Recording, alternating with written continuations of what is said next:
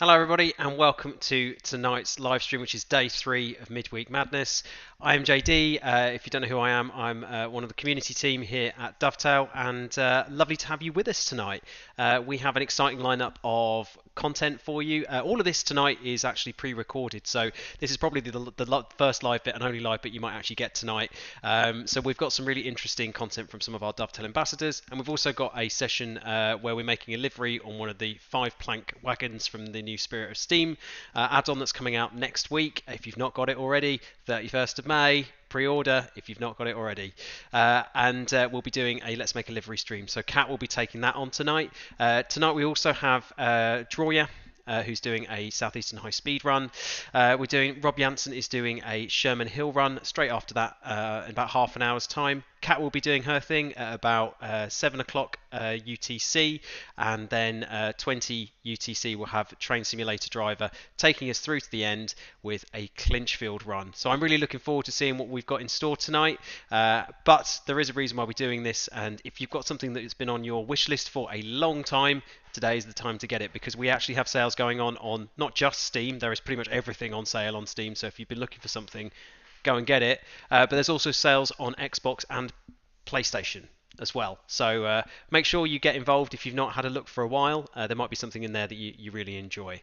So I'm going to get started with the first session tonight. Now this is from Drawyah.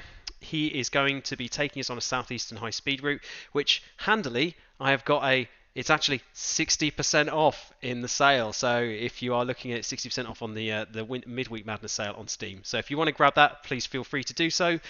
But other than that, I will let Drawyah take it away. I'll be back in about half an hour. See you in a bit. My segment of this year's Dovetail Games March Madness. Today, taking charge of a Southeastern Railway service to Liam 32 from Rainham to Luncharing Cross. Although we won't take it as far as Gravesend, which is about a 27-28 minutes journey, give or take a few. Class 45/9 unit with 8 cars behind us. So no, it's Worker Express, one of the more modern, revamped units that Southeastern modernised a couple of years ago. So jump in the train, set everything up for departure, and prepare ourselves for our run today. So let's begin, shall we? First we'll do, set the master key into the on position, move the reverse to forward.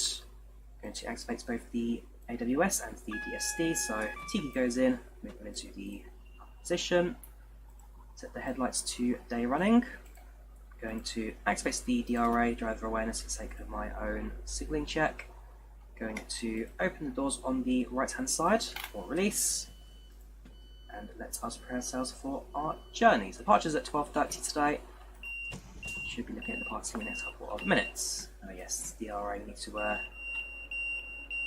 you know what, I'm just going to turn that off. yes, DSD, need to have that on technically, but beep, beep, beep, beep. No, thank you. So, Class Forces 5921, Charing Cross service, going to start as Gravesend. Yeah, no, all looking good. So, starting a platform 4 here in Rainham.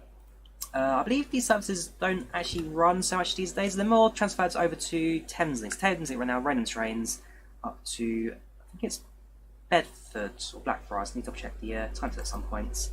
But welcome aboard the 12:58 Southeastern Railway service to London Charing Cross, calling at Gillingham, Chatham, Rochester, Strood, Higham, Gravesend, Northfleet, Swanscombe, Greenhithe, Stone Crossing, Dartford, Crayford, Bexley, Sidcup, New Eltham, London Bridge, Waterloo East, and London Charing Cross. Let's close on the right hand side. That form should be all good to go. Signal is green to turn off the DRA. And that's, well, let's get going, shall we? So, 10 seconds departure. Should be an on-time service today. Power. Slowly crawl away towards Gravesend. So, the Southeastern High Speed route came out a couple of years ago. Still one of my favourites in Train Sim World. And everything from the scenery down to the units themselves, the variety. You've got a good mix of high speed, local commuter, freight runs as well, and the Class 66 shed. I mean, the only other route that really gives you this variety, in my opinion, is the well, also in a modern set as well, is the Great Western Express route, which, to be fair, has been getting a bit more love recently. So updates to class 166 with new sounds, which are fantastic. Roger up's spotting away for those as well, so very excited for that. It's a route that's really picking up. And that's basically steam now since I'm in position. There we go. The safety system is now isolated. What I could do is also switch over to the regen brakes. And if you're ever at one of the Southeastern stations, you want to come by, you tell the regen lights are on, or the regen brakes are on based on the lights on the above panel of the installation board. So you've got a blue light and a white light. I believe it's the blue light for gentle braking. White lights for gentle braking, so white's arm is inactive. And if I were to turn off the safety system, so DSD and ADOS off, then the blue light will also shine. So it's a way for crews to be aware what the zone is currently running at. So make sure everything is active and running their correct procedure. Next station is Gillingham, approaching about 2 miles. So far so good, going to run up to line speed. So between Rainham and Gravesend, like I said, it's around a 28-minute service today.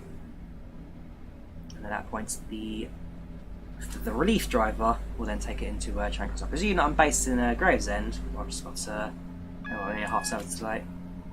It's active. Check the signal. Just cleared to green, so we're good to go. Now, top speed of the 465 is 75 miles per hour, as stated, but in reality, it can go a little bit faster than that, especially on downhill slopes of track. So it does reduce down to 60, so we're going to start playing a little bit of braking just to bring train speed down a bit.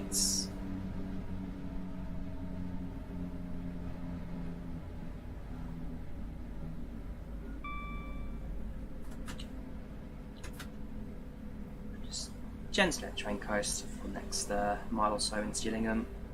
Down to 6 miles per hour. So far, so good. Like I say, Southeastern High Speed as a route always been one of my favourites since it first released. That's a signal, did you check that? Screen asset, that's fine. Another one of my favourites, just for the variety, and again the scenery. The scenery is, without a doubt, one of the best that Dovetail have published. We're now approaching Gillingham. A little bit braking, so we do need to pass the crossing, I believe it's at the end of the station here. Yes, it is.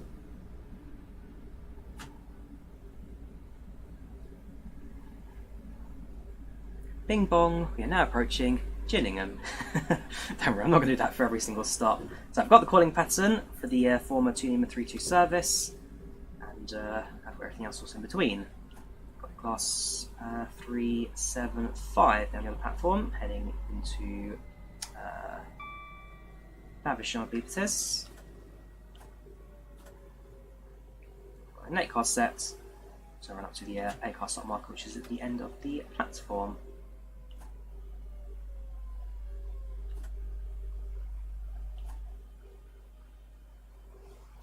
Perfect. Doors release. Open the window. Just poke our head out. There we go. To the platform behind us. Hello there. Cool. So, platform 2 just arrived here at Gillingham. This is the 12:35 taxi railway service. Now calling at Chatham, Rochester, Strood, Higham, Gravesend, Northfleet, Swanscombe, Greenhive, Stone Crossing, Dartford, Crayford, Bexley, Sidcup, New Elton, London Bridge, Waterloo East, and London Charing Cross. Oh, I forgot I had that downloaded. I have also got the Network Southeast livery downloaded from the from the Dovetail cloud sharing platform. The creators updates. That's actually really nicely done. That I forgot I had that. Why is that train in NSC colours? Yeah, so with the creators update, it opened up the ability to share custom liveries cross-platform. And again, it's a nice thing to use with Dovetail Live. It's one of those things that, when it first came out, should have been more Dovetail Live, but by integrating the livery sharing, it's given it a purpose that really has worked out quite nicely. Because again, you can't use Steam Workshop on console because not compatible on the different systems. Basically, Steam Workshop's based off Steam. Having their own little network to share liveries has has definitely opened up the door to a lot of things to, I guess, improve the community side of Dovetail Games Train Sim World.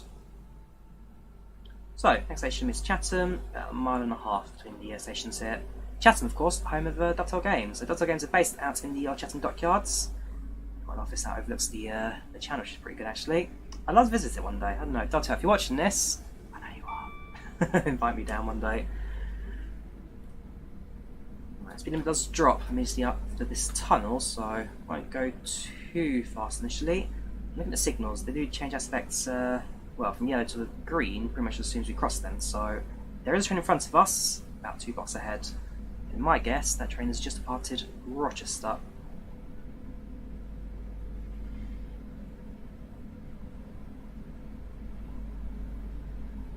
Going downhill slightly, so have a little bit of speed. By the braking now, and we are going to cross the 50 mph speed limit here. Perfect.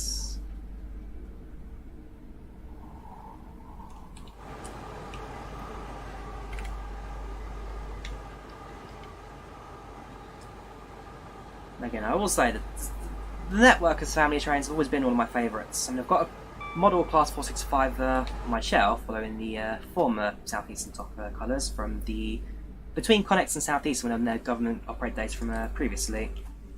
I'm 30 now. Yeah, so I mean, the 165, 166, 365, 465, and 466 has always have been my favourite family of trains. There's something about it, and it's like, I mean, they're 1990s built, so comfy spongy seats, the modelling, the shape of the train, it's just, it's for reasons modern Electrostar, which came after these trains when Bombardier picked up the plans for them, but again, there's just something about the style, the little rounded head that I do really, really like on these trains. Yes, Networker, favourite family of trains. And so when the 465 got announced as an extra train add-on for Train Sim World, trust me, this is one I was going to pick up straight away on release. And I've been impressed. I mean, the 465-9, very, very well recreated. The sound as well is fantastic on this. And yeah, just overall, really, really well done there. Right, so we'll release, open the window, let's have a head out and monitor the train. Of course, this guy over here didn't read the stop car indicator. We went a little bit over, not too much. So yeah, sorry dude, you have to walk all the way back to the train now. The window, try to ignore this time. Go over to free cam, have a quick look around. Chat station actually got remodernised a couple of months ago, so the old foot crossing here, footbridge, actually doesn't stand anymore. They've replaced it with a more modern bridge, which includes lifts as well for accessibility. So the only negative really of the Networker is when it comes to the joining of trains in the middle. So, unlike the Electrostars, which basically, well, you have the gangway that goes through the middle door drive compartment that can be locked out. On these trains, no gangway, and therefore we're limited to the half train you're at. But, again, for 1990s comfort, you can't go wrong with it. And so those trains that has got a lot of history along with Network Southeast as well. So this is a train that essentially saved British Regional Rail, certainly in the southeast of England, because it was at a time where old DMU, so the old rail buses, the 101, the 101 through to the 118, I think it was for the, sorry, 123 is it, for the old rail cars, or the old first gen DMUs basically, and also some old EMUs as well. So you had the 4VP, you got the, yeah, again, I don't know my old sandals, like I'm afraid, but essentially this is a train that replaced a lot of the old DNUs and EMUs with a way up speed limit there. I'll break that slightly. This train that replaced all the original units, or the old first gen electrics and diesels, and well, made cheap, efficient, and hard-working units. And fair enough, the 465 and actually typically all networks now haven't got the greatest of failings per mile, but back in the day, these trains were far superior to their original units. And this was 1992, I think, the 465 was introduced. So I'll have to check my dates again. But I know the networks were throughout the entire 90s. And then once everything got prioritised in the UK, Bombardier picked up the plans for the Electrostars and Turbostars. Sorry, the Network Turbos, Network Diesels, Network Turbos, Network Turbos, Network Expresses, the diesel and electric trains, and opened up their own Turbostar and Electrostar family. Just past the original Rochester station, closed in the 2000s for the new station that's opened up down here. The old station closed for both accessibility issues and also it was sinking. That was an issue with the foundation on the station, and basically ever so slowly the station was sinking. Now the southeast colour on our right. If we'll spot any modern southeastern colours. Now approaching Rochester. Got to the end of the platform where the 8-car marker is. This is actually an all-car marker for the station. Yeah, S stop, all-car marker.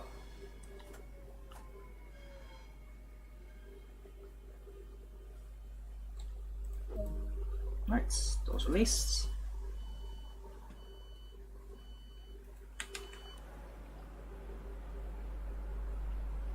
So it's now what, 20 to 1 at this point, so not running at peak time, so that's busy for the afternoon. Especially those at work are now going for lunch breaks and, well, heading to Rochester for that. Departing at 12:42, so we've got another 30 odd seconds to go.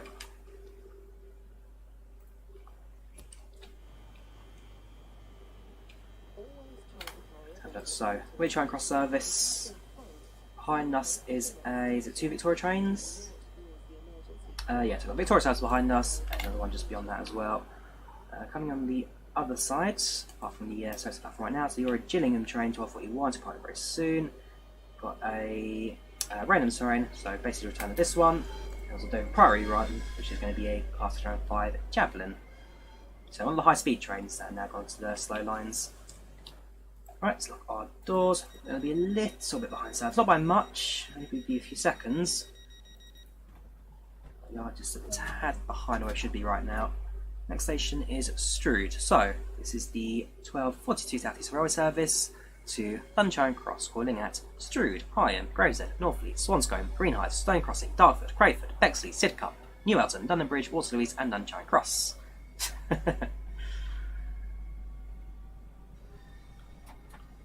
Thank you for riding with Southeastern trains. It's Southeastern Rail, actually, double check that. Right, next station is Strood. Going to cross over the water here. Try to spot the submarine on the far right. Somewhere just there, there you go. Former Soviet nuclear submarine, that now forms part of a museum piece here in the southeast of England. Next station is Strood.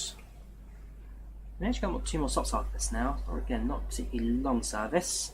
Tracks that head forward are the trains that have been run into Victoria, well beyond the speed of that crossing there. Straight heading straight, I'll go to Victoria. We're departing to the right now, going to follow the Chatham main line all the way through to London via New Eltham and London Bridge.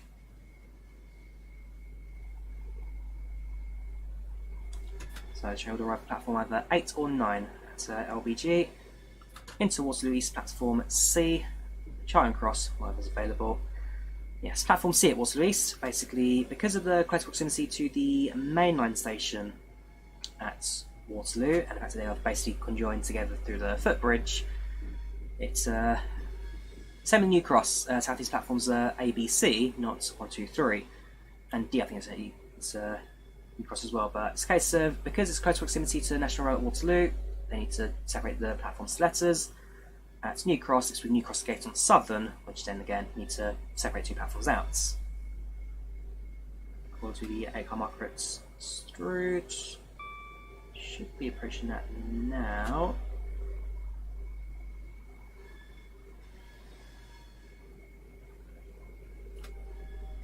There it is. What's that? 8? Yeah, 8-car marker, that's fine. So my 4 8-car sets and javelins. Released.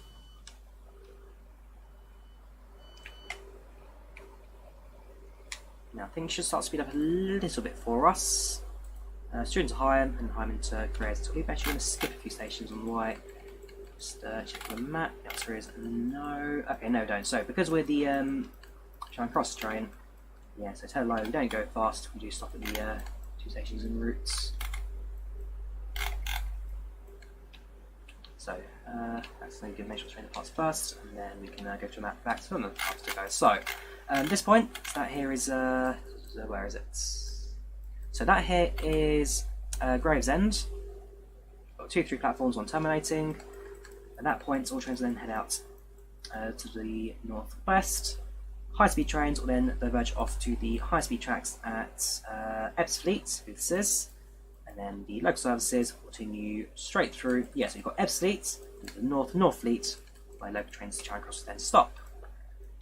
Doors. And then the Southeastern, the high-speed line will then run alongside the C2C network, where it crosses over at the Thames by the Queen Elizabeth II Bridge. Right, 50 miles per hour departure here, so this is a slow bit line. You then go through set points, enter the tunnel, and then things start to up from there. This is the 12:45 South East Railway service to Lunchine Cross, calling at Strood. So, calling at Higham, Gravesend, Northfleet, one's going Greenhithe, then crossing to Gartford, Crayford, Bexley, Tidcot, New Elton, London Bridge, Waterloo, Charing Cross. And I've completely ignored the speed restriction there. Come on, Drawyah, you're better than this. There we go. You can tell I'm not a train driver. Well, I'm a narrow gauge volunteer train driver, but speed limits for us are 8 miles per hour, and I'm also not recording videos and reading platform information at the same time. Yeah, the Rice Slido, we have 3 stations: Woody Bay, Haystill, and Willow Lawn. And, well, Haystill, we only call it like 3-4 times a year. Majoring events, so Easter Express, also passing on a Quest Haystill from Woody Bay. But it's not a very well-known stop, which I'm surprised by, because when people hear about it, then all of a sudden, they want to stop at Haystill. Right, speed up to 70 miles per hour now. Higham station, about a mile and a half just at the other end of this tunnel.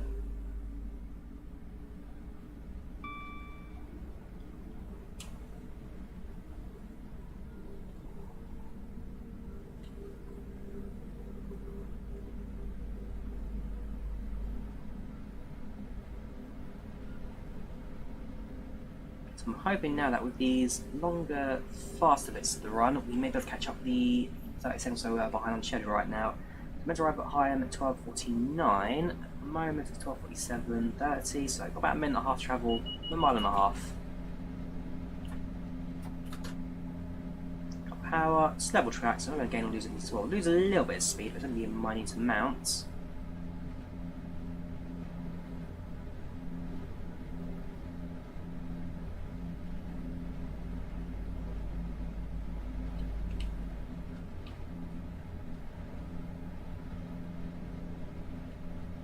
So good.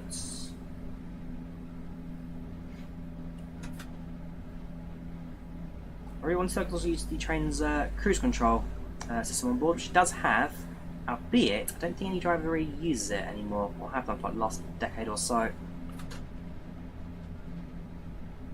mean, I've not been in the cab of a networker. I have been in the cab of an Electrostar. So I have been in the cab of a 387 unit. Not a cab ride, just while it was parked and given a little tour by a driver. And I will say, the actual leather on these trains, they're not less resistant than you expect. Very comfy to sit in, but I don't know, it's a nice little train. The 387s, Electrostars. So networks, I can imagine, very similar to how they feel. They come way too fast. Way too fast. It's just going to catch up time at Higham. I think we may have just done that. Whoopsie. I'll tell you what, I'm going to put up to the 12, okay, I'm put up to the 12 car stop marker, but that is pretty much exactly in the right place. Or release. Okay, we've got 40 seconds of this manoeuvre. Sorry. To be fair, that could have been a lot worse. Let's be pulled into the platform. I think none of the doors actually left the stationary note. Pulled in. We'll just pretend we're a 10 car unit now. 8 car stop marker is actually quite far back. Is that it? Yes, it is. 4 and 8 car stock, yeah, long platform. And the entry point, so in terms of stock car positioning, it's basically the position of the train to the entry location, or the main entry location at station. So in this case, at Higham, it's the middle of the platform, and therefore trying to stop trains towards the middle of the platform. 10 car stop markers, so 10 car trains, the last carriage will be over here, which again puts it towards the centre platform itself. So, okay, not best stopping on my part.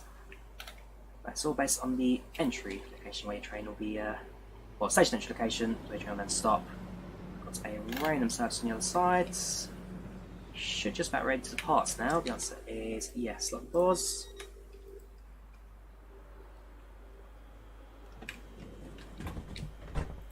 Next station is Gravesend.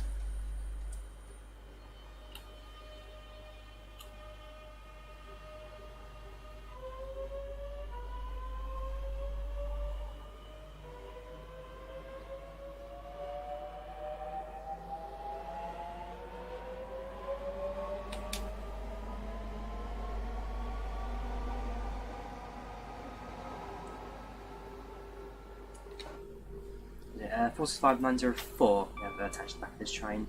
So again, 8 car set, and we've got 2 units attached to each other. We've got 4 miles to Gravesend, so make sure they pick up for us quite nicely as we complete this stretch. Yeah, just around approximately 5 or so minutes. Cool. So now train speed up to 70 miles per hour. We'll then cut the master controller, leave it in neutral position. We'll be able to coast from there. We'll go on the left, sound the horn.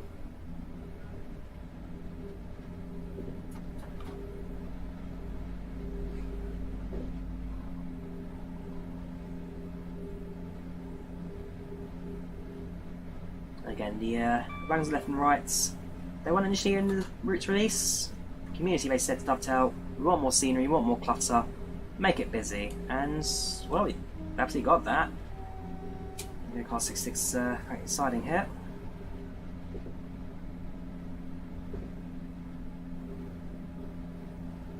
So with the more recent releases, I mean, fair enough, Dovetail have spent a lot more time listening to the community in terms of what we want out of the train sim.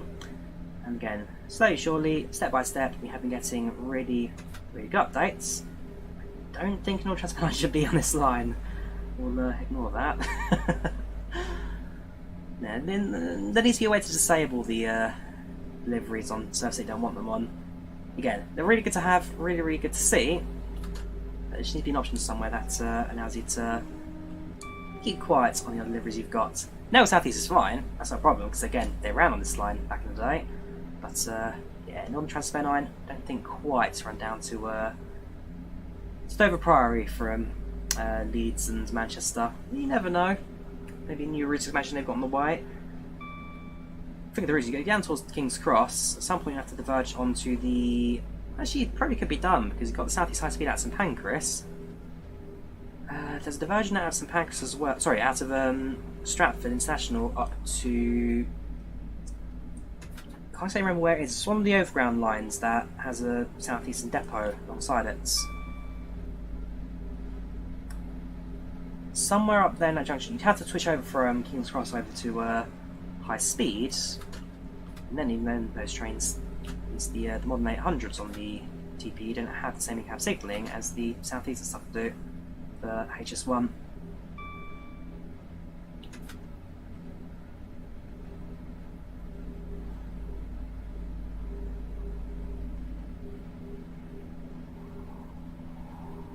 Yeah, I'm sure it could be done. I just need to figure out the point where the 2 lines meet, and junction, of course, because they meet at St Pancras King's Cross Junction just north of that. I don't think they have a line that connects the 2 together.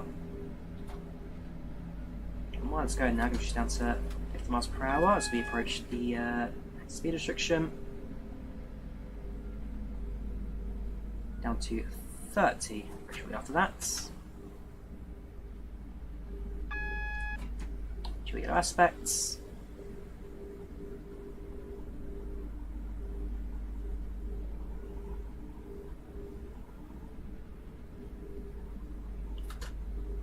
Down to a single, doing a beat of that.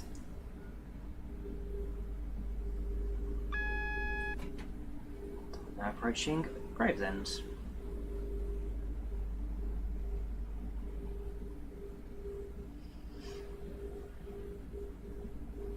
There's another train on the platform there. Is it? No, that's just the station there. Scenery itself around the corner. Up to 30.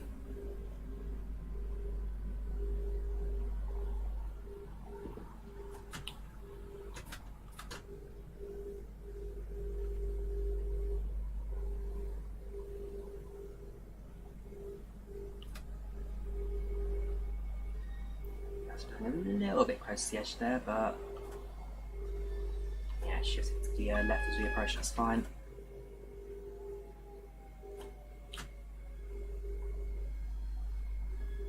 Cool, so end of the platform, all car stop marker. As long as it's up for the red signal, should be able to do it at 12 miles per hour. Open doors, no passengers to disembark.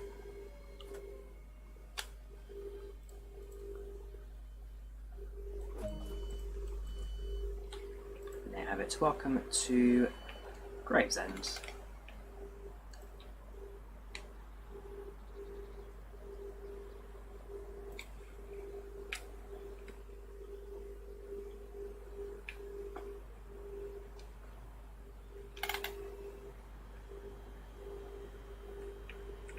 At this point, I'll be in the front of the train. Yeah, just silence that. Front of the train, changing over with the relief driver. Grab my work bag and everything from the back here. Grab the coffee cup and all that, and yeah, turn away from the parts over towards Charing Cross. So beyond here, it will then stop at Northfleet, Swanscombe, Greenhithe, Stone Crossing, Dartford, Crayford, Bexley, Sidcup, New Elton, London Bridge, Waterloo and then Charing Cross.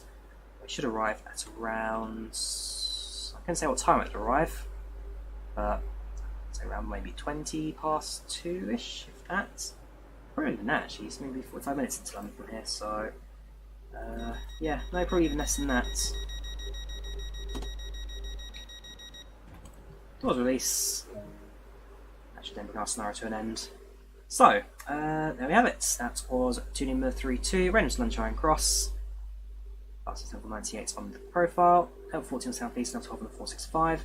Get to about half an hour or so, journey today, 29 and 12 seconds, 13.5 miles driven, and 53 odd yards walked. Enough bonus points to get up to gold medal, so that was a good run, minus a little speeding and terrible stopping at Hyam. But overall, that was a pretty good run to see, so pretty good speed control, nothing too excessive in the speeds apart from the exact street there. Yeah, apart from that, all looking pretty good. So, that was my take on this March Madness. That was the Southeastern High Speed with the Class 465 add on top of that. I say, love the route, love the train, some of my favourite stuff about Dovetail in recent times, and I just can't stop playing it really. So, yeah, I guess that's really that. If you want to see more of me, then you can head to my YouTube channel, Drawyah, where I do lots of flight simming and train simming content. Other than that, I hope you enjoyed the video, and I will leave you for the rest of the event. Take care, have a good one, and I'll see you soon. Bye bye.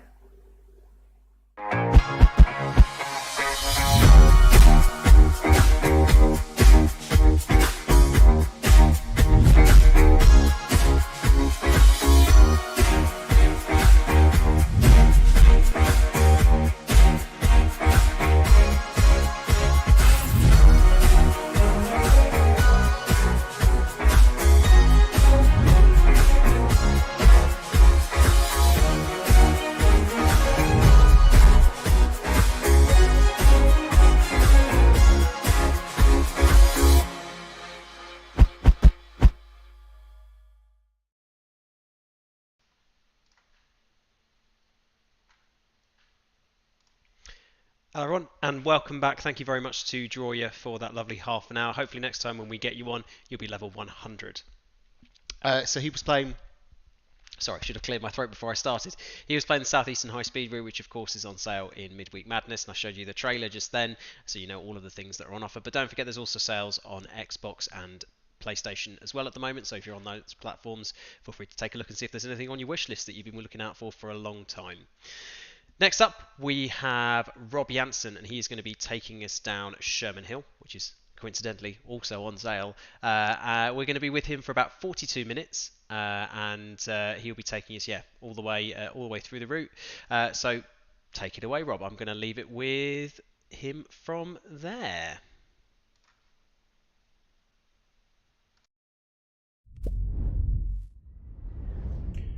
Well, good day everyone, and welcome to this.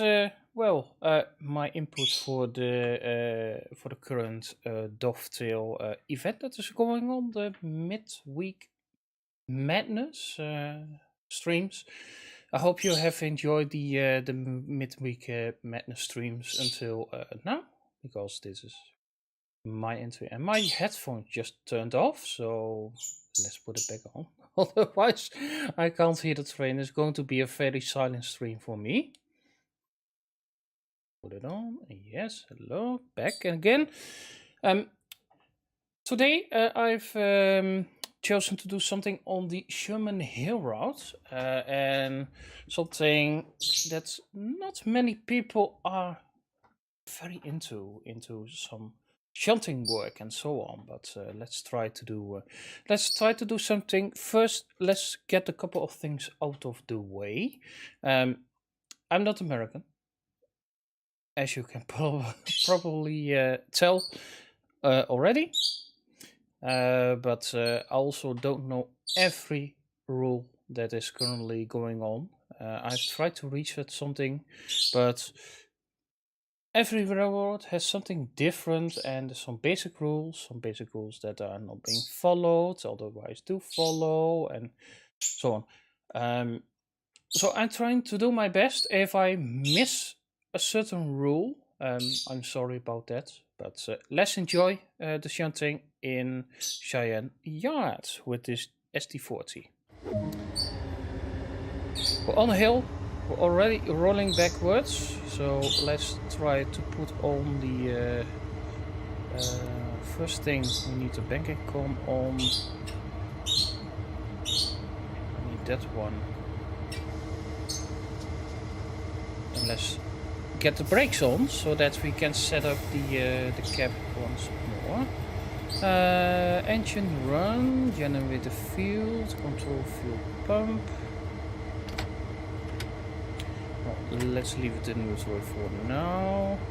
Step lights, gauge lights, headlights. I don't know if they use the ditch lights, but put the ditch lights on. I have put the bankercom on. It is still in handle over holding by the independent brake.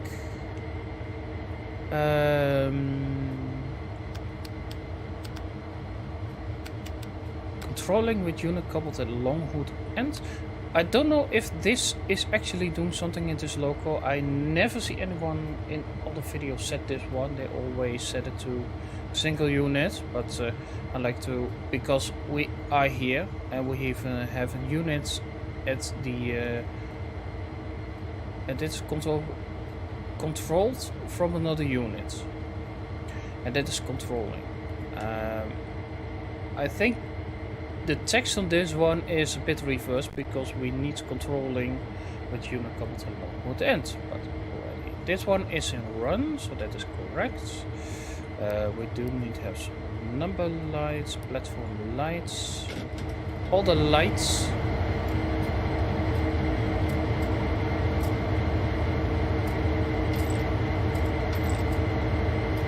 Let's cross over.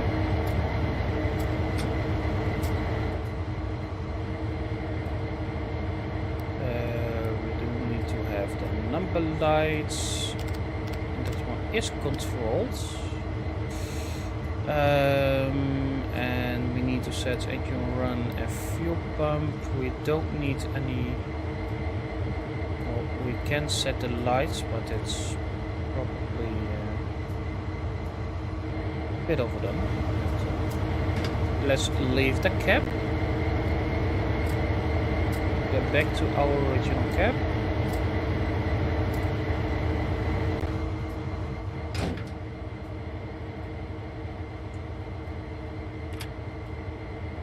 Go into forwards.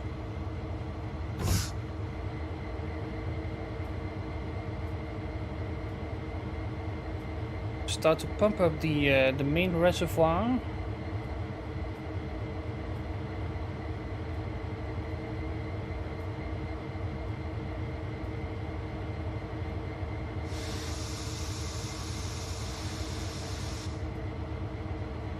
Also, what I didn't notice at the back, because of the crossings, they normally lower the chains, but it seems at this loco that didn't work. But okay. I did was to select the one with the red stripe. Because in the menu you have 3 SD40s. If you have all the DLC, you have the one. I think it's the one from. I don't know wherever you think. King Creek or no? Just what that was a GP. I don't know where the SD40 map is coming from. But police.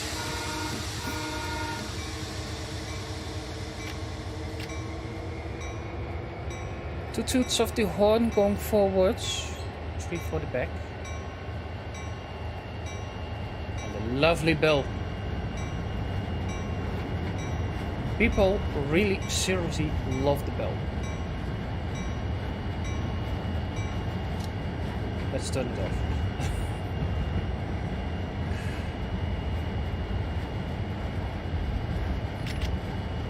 As we have an engineer today sitting beside us, he's already walking the tracks in front of us, checking the switches. So let's check on him. He did this one, he did this one, he already did do this one, and this one, and this one, and this one, and this one. But he didn't do this one yet and that one, so we're going to set that for him so he can already walk to the other. He can wait until there, he can just jump on the back and then he can jump off again once he needs to set another set of switches.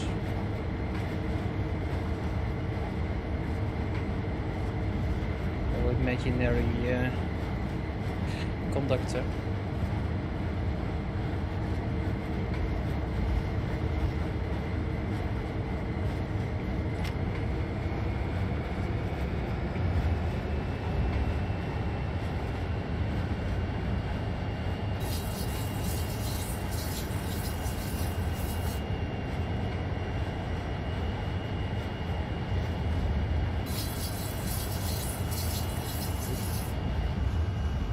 It's a very bright light.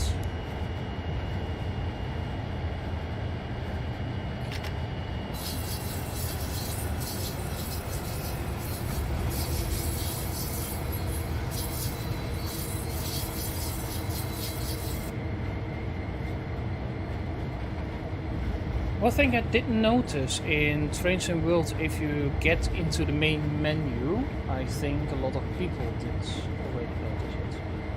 If you have multiple DLCs that have the same terrain, or passenger car that's drivable, the steering wagon, the driving trailer, or in Germany the Drawyah wagon. Especially US locals, as this one, you have an SD40, you can choose between the 3. Certainly by default it doesn't select the correct one, it seems, but all are named, 2 are named SD40 UP, one is named UP SD40-2, and 2 have red stripes, 1 have a yellow stripe, and you really can't see from which DLC it is.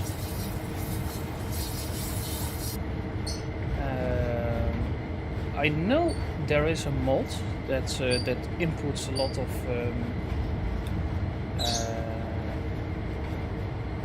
lot of changes in the UI, small change with the logo from the company with the route below it.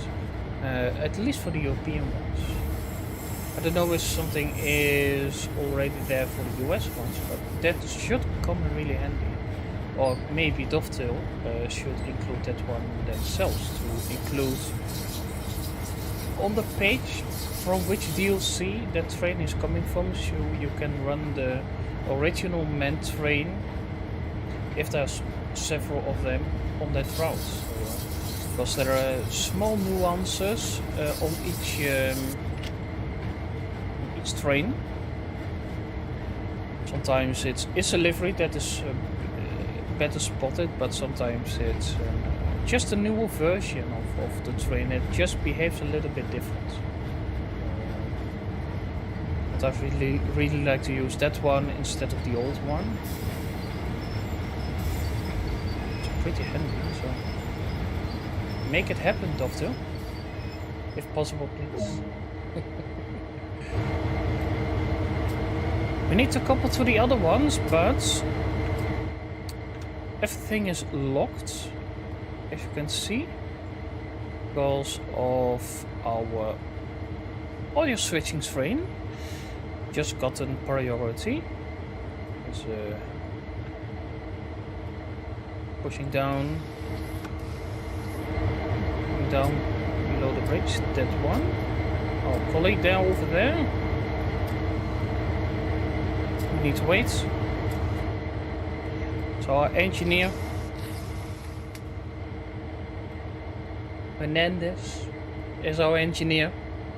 I still miss him on the radio, but of the foreman Dan Hernandez, we have Dan Hernandez Jr. as our conductor today.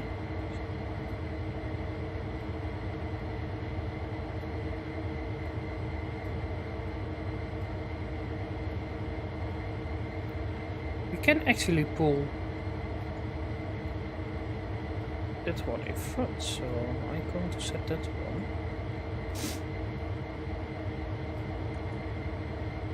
Well, let's follow the original schedule.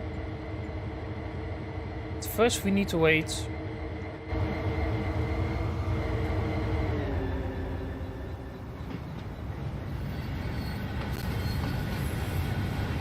for our colleague.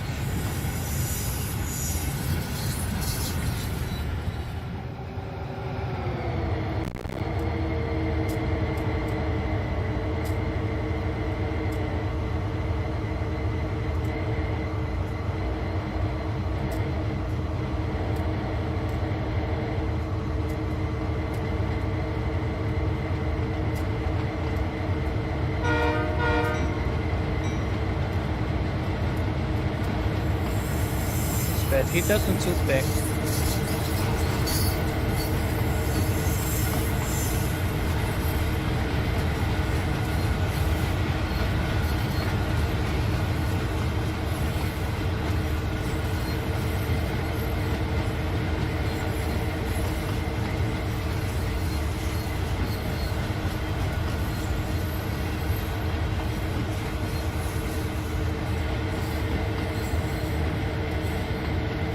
As soon as it clears the switch, we can set the switch.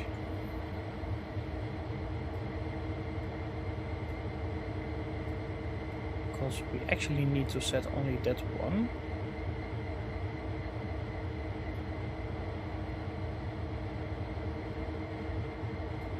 Otherwise, we need to wait. Well, we don't need to wait, but we can set the reverse into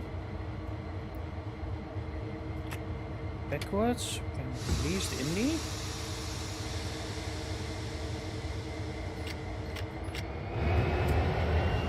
Then gently with our 34, 34, 36, 38.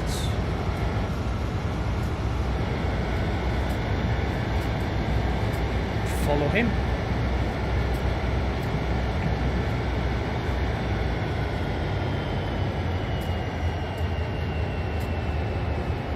But what's on our schedule today? Well, we stopped at a location. We're going to couple to 20 vehicles. And we can stop another location. Couple to the next 20. A couple 40 and 2 times stop at a location. The glorious life of the switcher.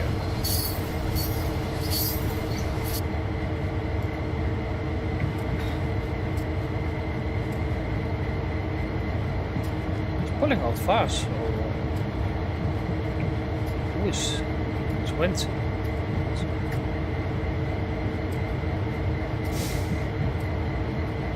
I think this one is the last one we need to set. Yes, and the other ones are out.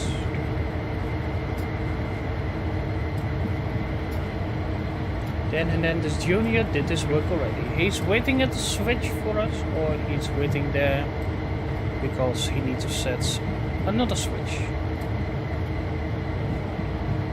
But for now, he's going back inside for a cup of coffee or some cold drink.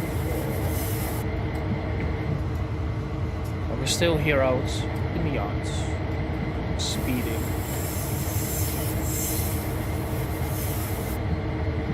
Oh, I forgot the 3 toots going backwards. So.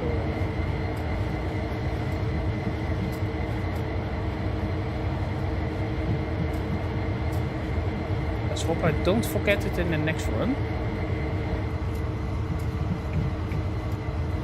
Lots of containers.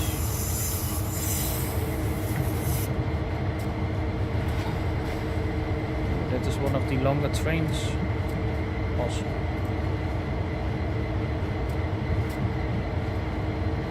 I don't think this one is used at all.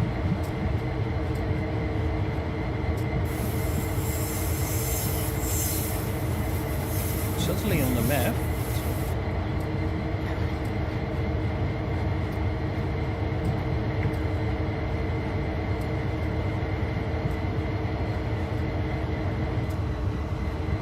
A couple open. Now one couple is open. Need an open coupler, and otherwise it won't connect. At least an open coupler at one end.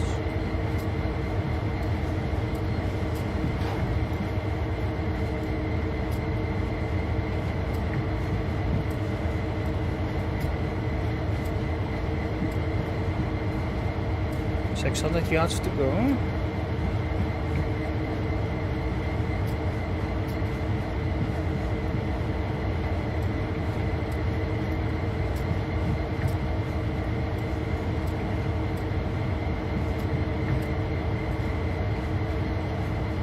Let's try to get it as smooth as possible to couple.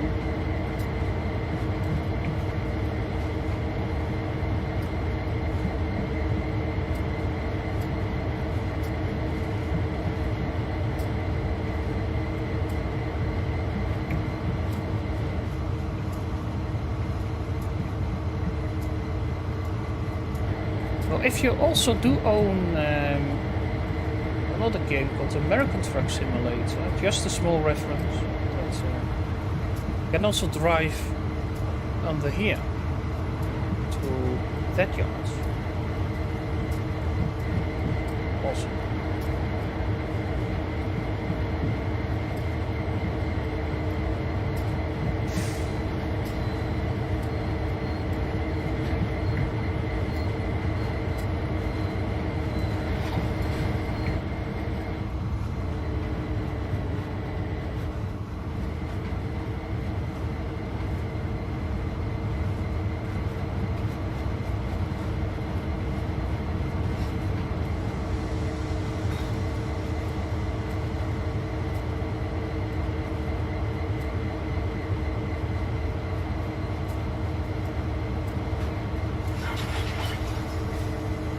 But that one is coupled very nicely.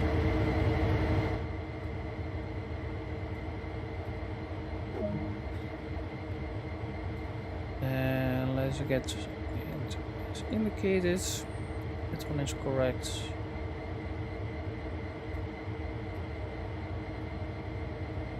That is now also correct. We can go off. We can set it into forwards. Back commas off. Hopefully it's still on, but I don't think it is, but we will see.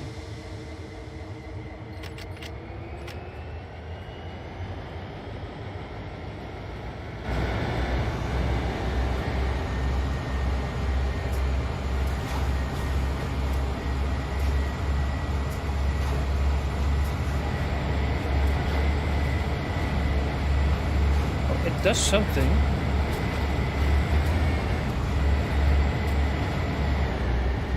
I can't see a lot of smoke, but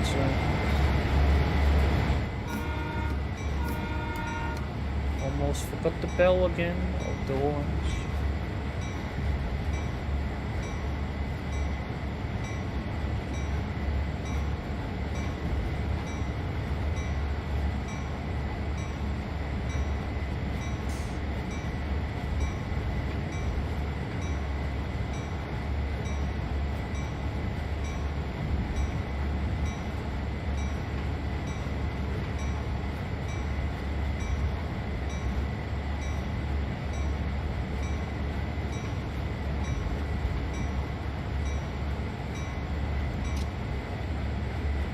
that's long enough of the bell for this run. A little bit more power. I seriously thought I did put the bank com on before we started, but maybe that was the test run. That's also a possibility. Anyway, we can still manage it.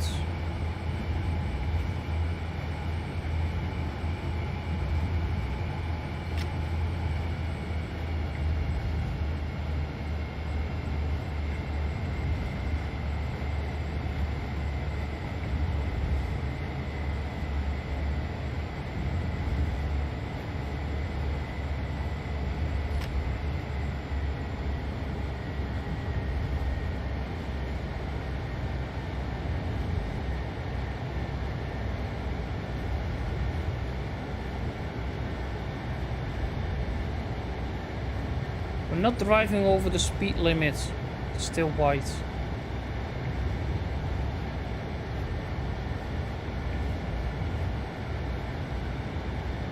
Saw the action points at the top saying plus 15.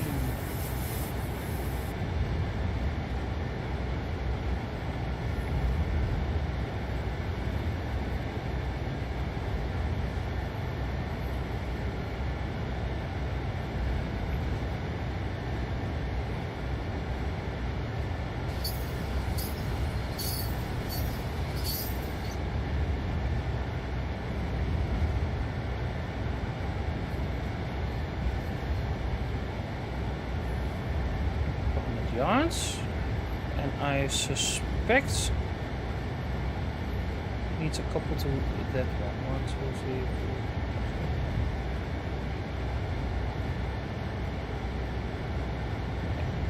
4. Needs a couple to that one. So I think we need to set this with that switch is already set.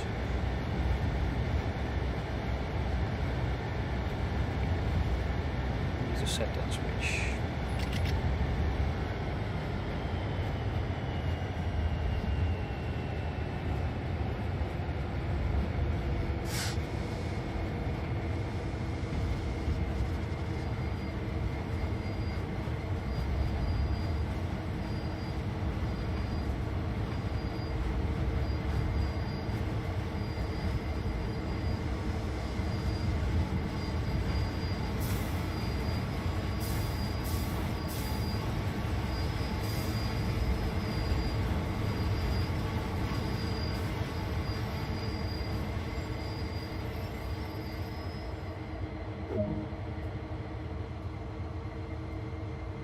Certainly isn't behaving the way it should, but let's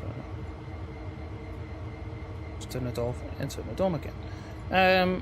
Let's go back, looking back towards the other one. It was indeed the correct track, so we can...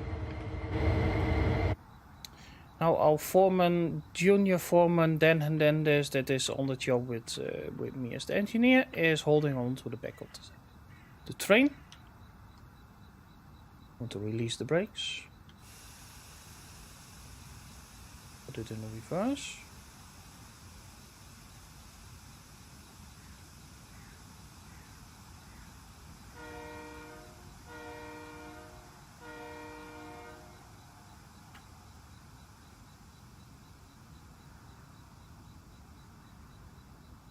A little bit of throttle. Or a little bit of notch 4.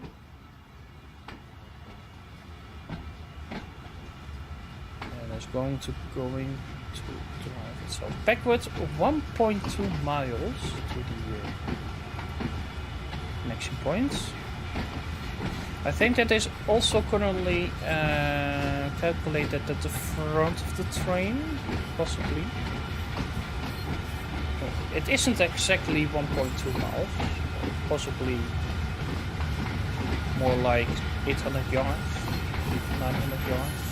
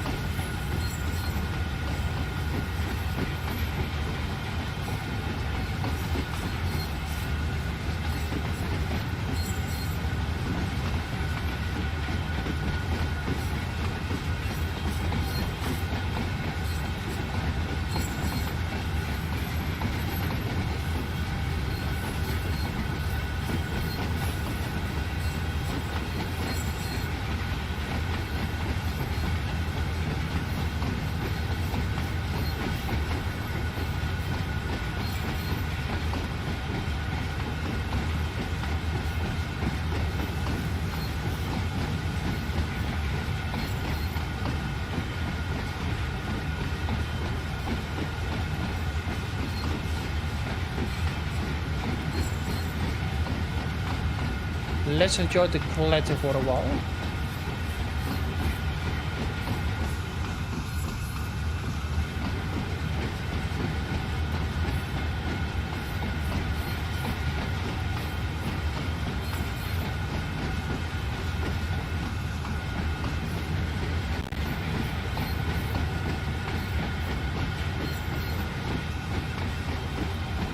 Seems a lot of wheels need some love and attention from the wagon wheel workshop.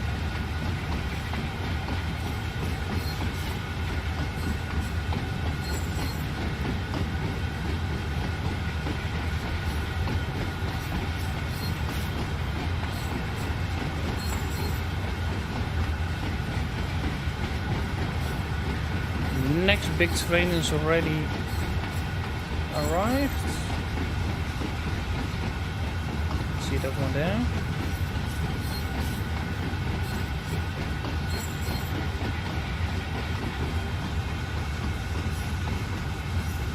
It's a pretty dry climate. There can be a lot of snow, it seems, but because of the snow fences. But otherwise, it's pretty dry. Beginning again.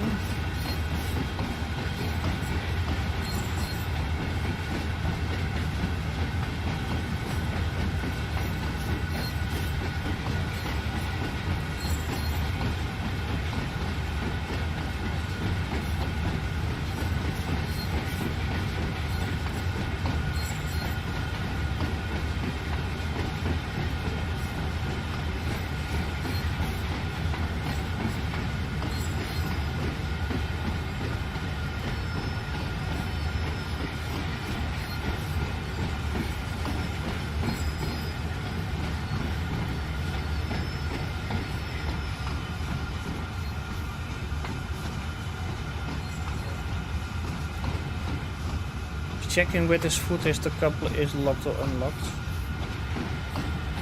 It's now unlocked.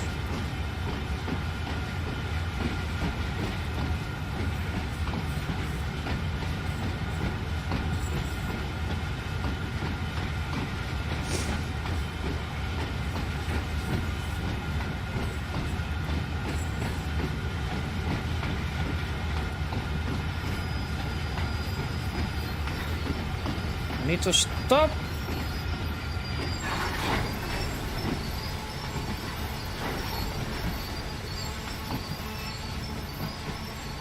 And that was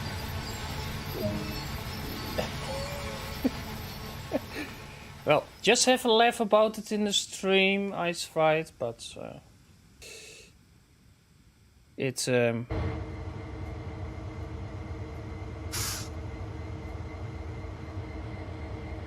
it was a full pressure, but brake cylinder is very low, but it's now slowly pumping up. Now it's now getting a bit more. It's now pumping up a lot more faster, but we need to uncouple the 40 wagons.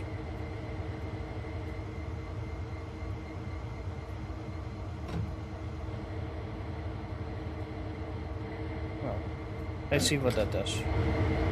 Hopefully the train doesn't jump. Don't tell me I got from on the wrong side.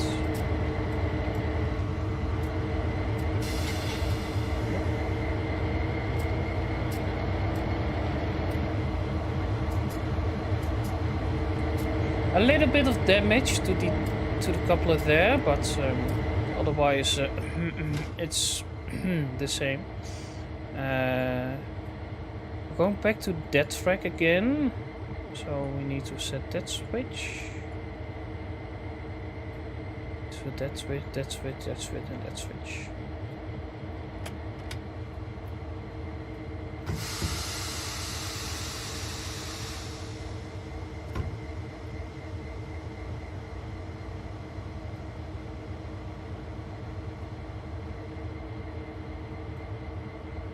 Pressure to get up to back to 90.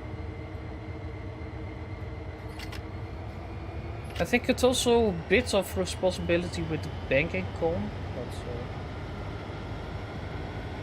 being off the wires, I think the train itself has been set up properly.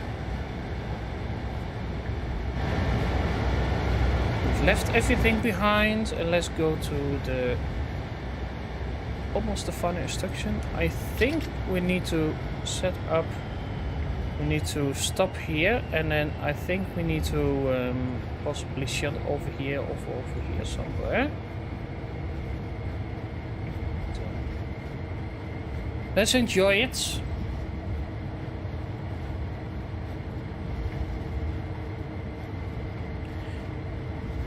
Our Dan Hernandez Jr., engineer slash foreman slash future foreman, is well, he didn't want to ride with me anymore, so he walked over to the building to get a coffee. He said, "You can do it."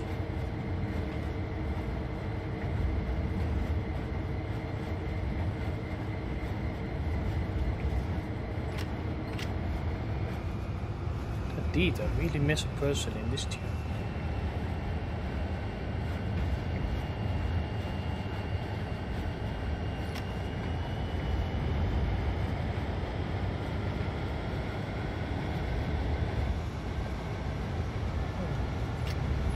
That one was the no, that was not the all switching one. That was the all switching one, is still there. I think he probably was laughing at me. So, well.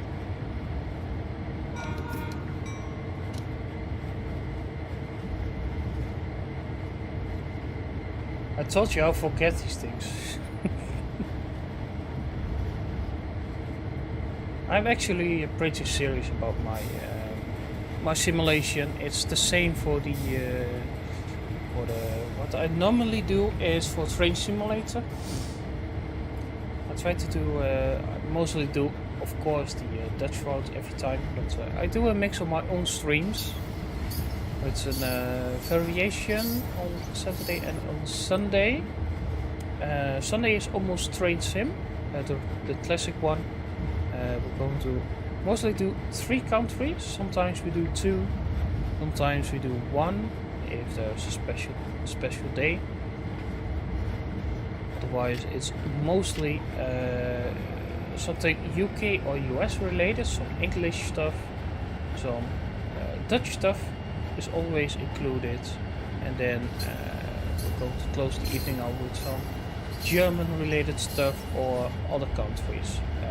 I did a lot of those uni workshop routes with the Japanese routes.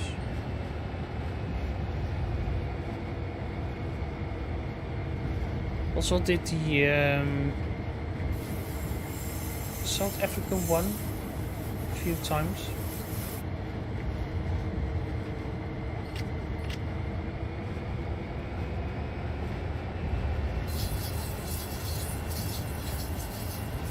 And on Saturday there is sometimes a double, there's a trains weekend with either Train Sim World 2 and Train Sim Classic, or both days there's going to be Train Sim Classic, but otherwise it can be any game. It can be multiplayer, it can be a long play session that are currently running on my channel. It is a possibility. So if you enjoy the content, if you enjoy some Dutch talking stream, then certainly come around.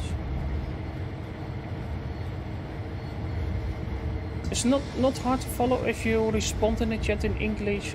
Most people will talk back in English, or if you want something translated that I'm going to do or doing on the stream, either way I already telling it in English, or you can ask me to translate it. No problems there.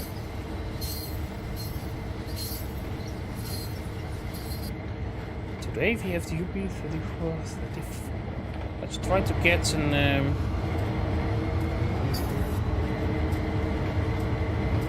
What's that?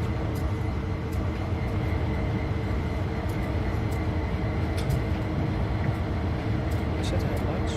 Yes, I can.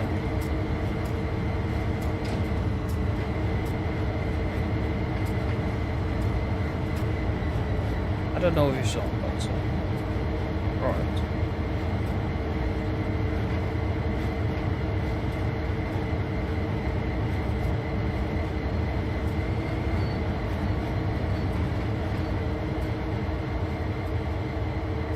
And we stopped the song.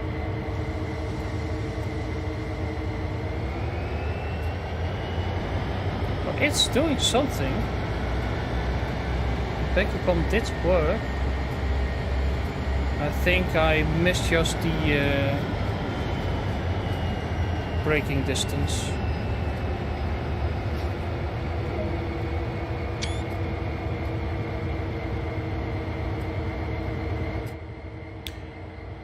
.6 miles, and we need to go that one, back to there, back to there, back to there, back to there, back to there, back to there.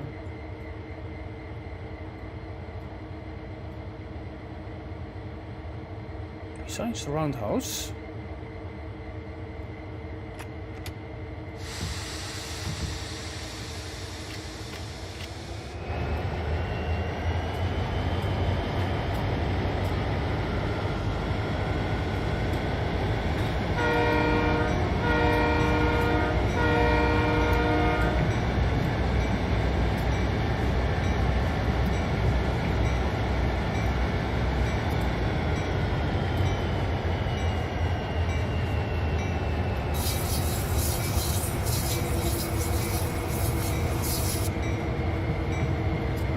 Got 14 oh.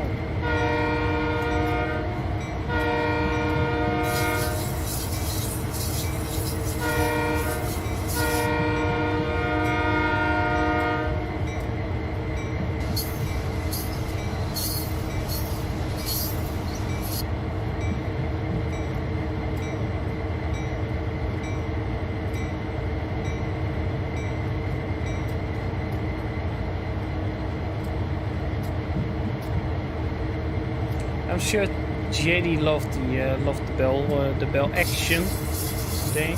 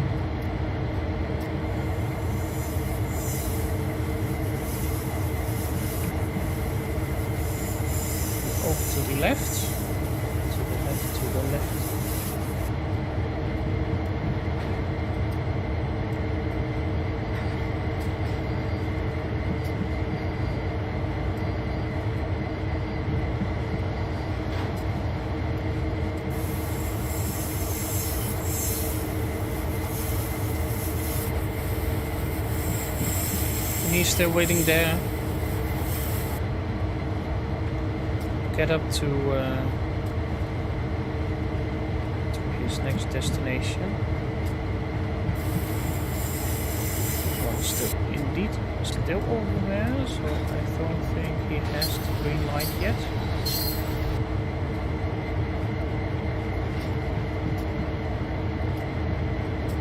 We're almost there.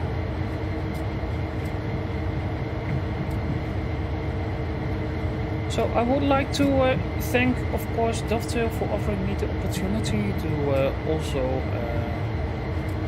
make a video for the Midweek Madness event that's currently going on. So hope you also enjoyed it. I hope you are forgiving my mistakes that I did in the video.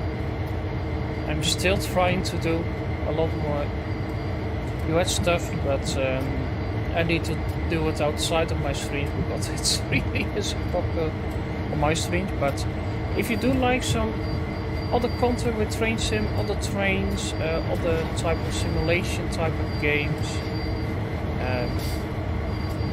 Come around to the weekends on my Twitch channel. You can find the link in my video. And otherwise, I would say have a good March Madness. I did get a silver. That's a bit meh, but I think it is because of the speeding. But okay.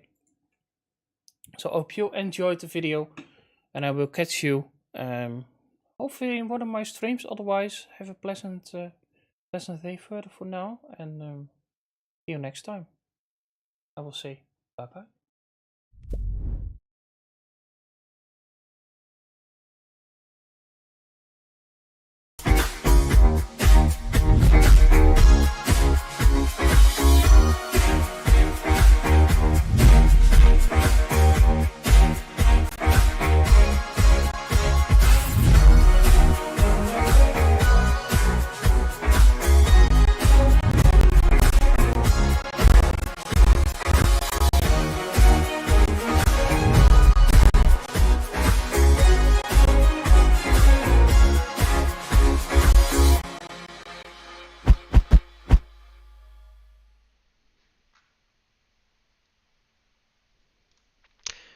Thank you very much, Rob, for that one. Always good to see Sherman Hill and somebody tackle Sherman Hill as well as Rob has done. Thank you very much for that one. Next up this evening, Midweek Madness live stream, we are going to be taking a visit to somebody who has recently come onto our live streaming roster, and that is Kat. Now, if you've seen one of Kat's live streams before, she is a livery designer extraordinaire within the team, and has done as a special 5 plank wagon for Spirit of Steam. Aim is to put this live when the update goes live as well, so you can download it from Creators Club if you would so want it. So without further ado, I'm going to send you over to Kat. Remember that if you are interested in Spirit of Steam, Liverpool Lime Street to Crewe, there is plenty of stuff on our channel. Preview last night, preview on Thursday, a audio dev diary as well, which is really, really interesting to watch. If you haven't, really recommend that you watch it. But I'm going to pass over to Kat now, who is going to do a livery. This is going to be about a 50-minute segment, and I'll be back with you after this. Hello, hello, hello. Welcome to the stream. How are you guys doing? I'll try and read your comments. This isn't a live stream. This is pre-recorded. Sorry, but I have booked this week off. So I've pre-recorded the stream for you guys. And today we're going to make a livery for some wagons for the Liverpool Crewe add-on. So that'll be fun. So as you can see, I've got a dev build of TSW2 here. And it's just gone black because I've clicked on a different tab. There we go. So we'll go ahead now. It's one of the wagons. I think it was the 5-foot wagon or something. But basically what we're going to do is that we're going to design, the screen's going to go black again for a second. We're going to design a livery similar to kind of, oh, you can't see that. Can you not see that? Are you not able to see that? Trying to get an image up in front of it. No, you're not able to see that. Okay. Can't find it. How do I get you? Okay, this is a bad way to start the stream. But basically, we're going to try and create some wagons. Let's see if I can find some old-fashioned train wagons. No, that's not going to work. So we're going to kind of put a advert on the side of a wagon, kind of like a business, like, I don't know, we'll make something up. That would be part of the fun.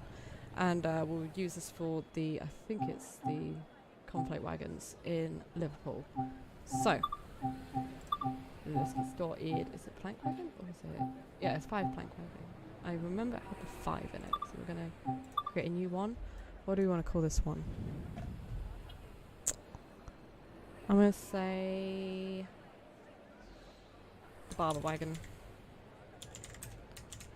Because that's my name. Not barber wagon, but barber's like my last name. What was the livery I made for the O2? Was it an O2? No, it wasn't O2. Wait, was it? Was it a class O2? Made a livery for the shunter on West Somerset. I called it Bertha. I don't actually remember what the train was. 06, class 06. No. That was my class at school.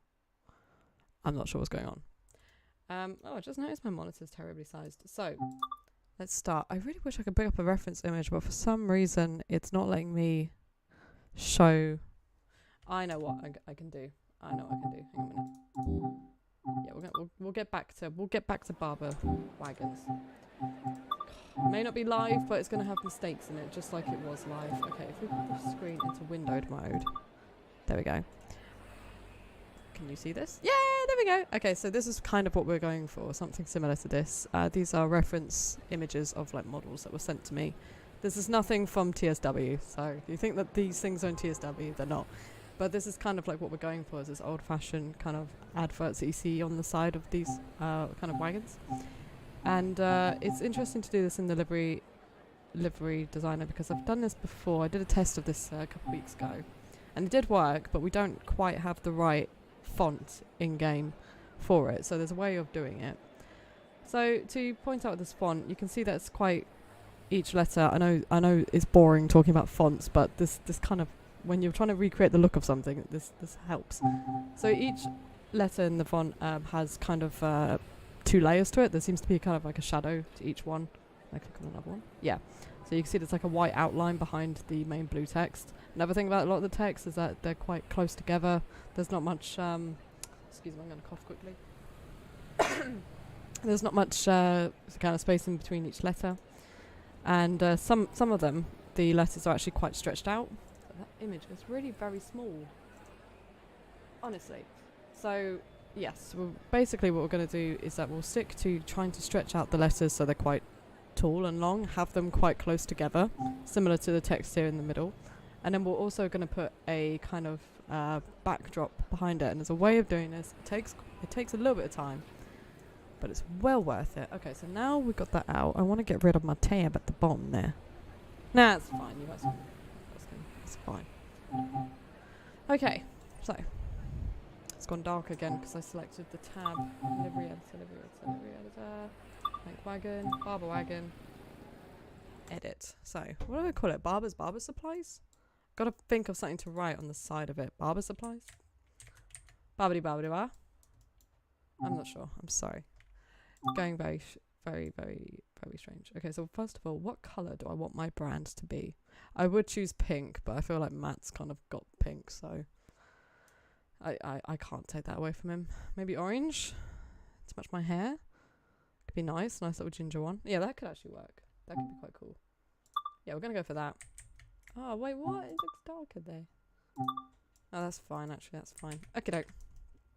So we'll start with that. So first thing to do, I'm not very good with text or typography when it comes to livery designer, but I do like to put something to help maintain the size. So not the text, not yet. We're going to add a shape. And that shape will be a square. We're going to add it to the left side, confirm. We're going to make the square. So I want the background colour to be blue. So basically the background colour of the letters, like the kind of shadowing, I want to be like a dark blue like this because it contrasts nicely with the orange. So for this though, this is just for the sizing. This is so we can help maintain the sizes. I think if we just stick to a light yellow, that should be fine. Because we're not going to keep this layer. This is going to be a layer to be chucked away. We're just going to edit it a bit. So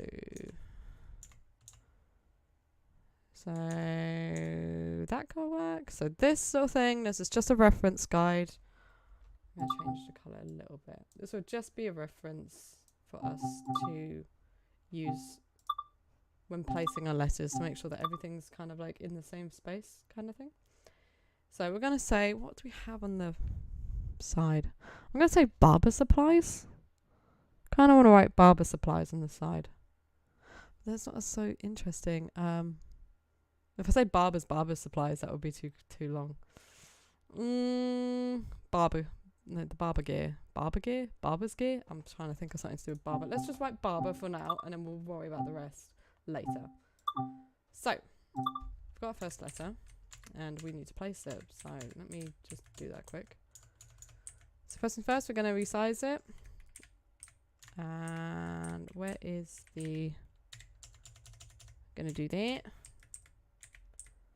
So yeah, first things first is that we'll kind of squish this a little bit so it's taller than it is wider, if you get my meaning. I'm not sure why. but a lot of old text, well, a lot of the kind of text in the ads on the side of the wagons, like I showed you, tend to look like this. So I'm going to stick with that. Now, the problem is that if you look at that, oh, sorry, it's so very annoying. It's not even showing up. It's very annoying that when I click on a different tab, it kind of just gets rid of the last thing that you were looking at.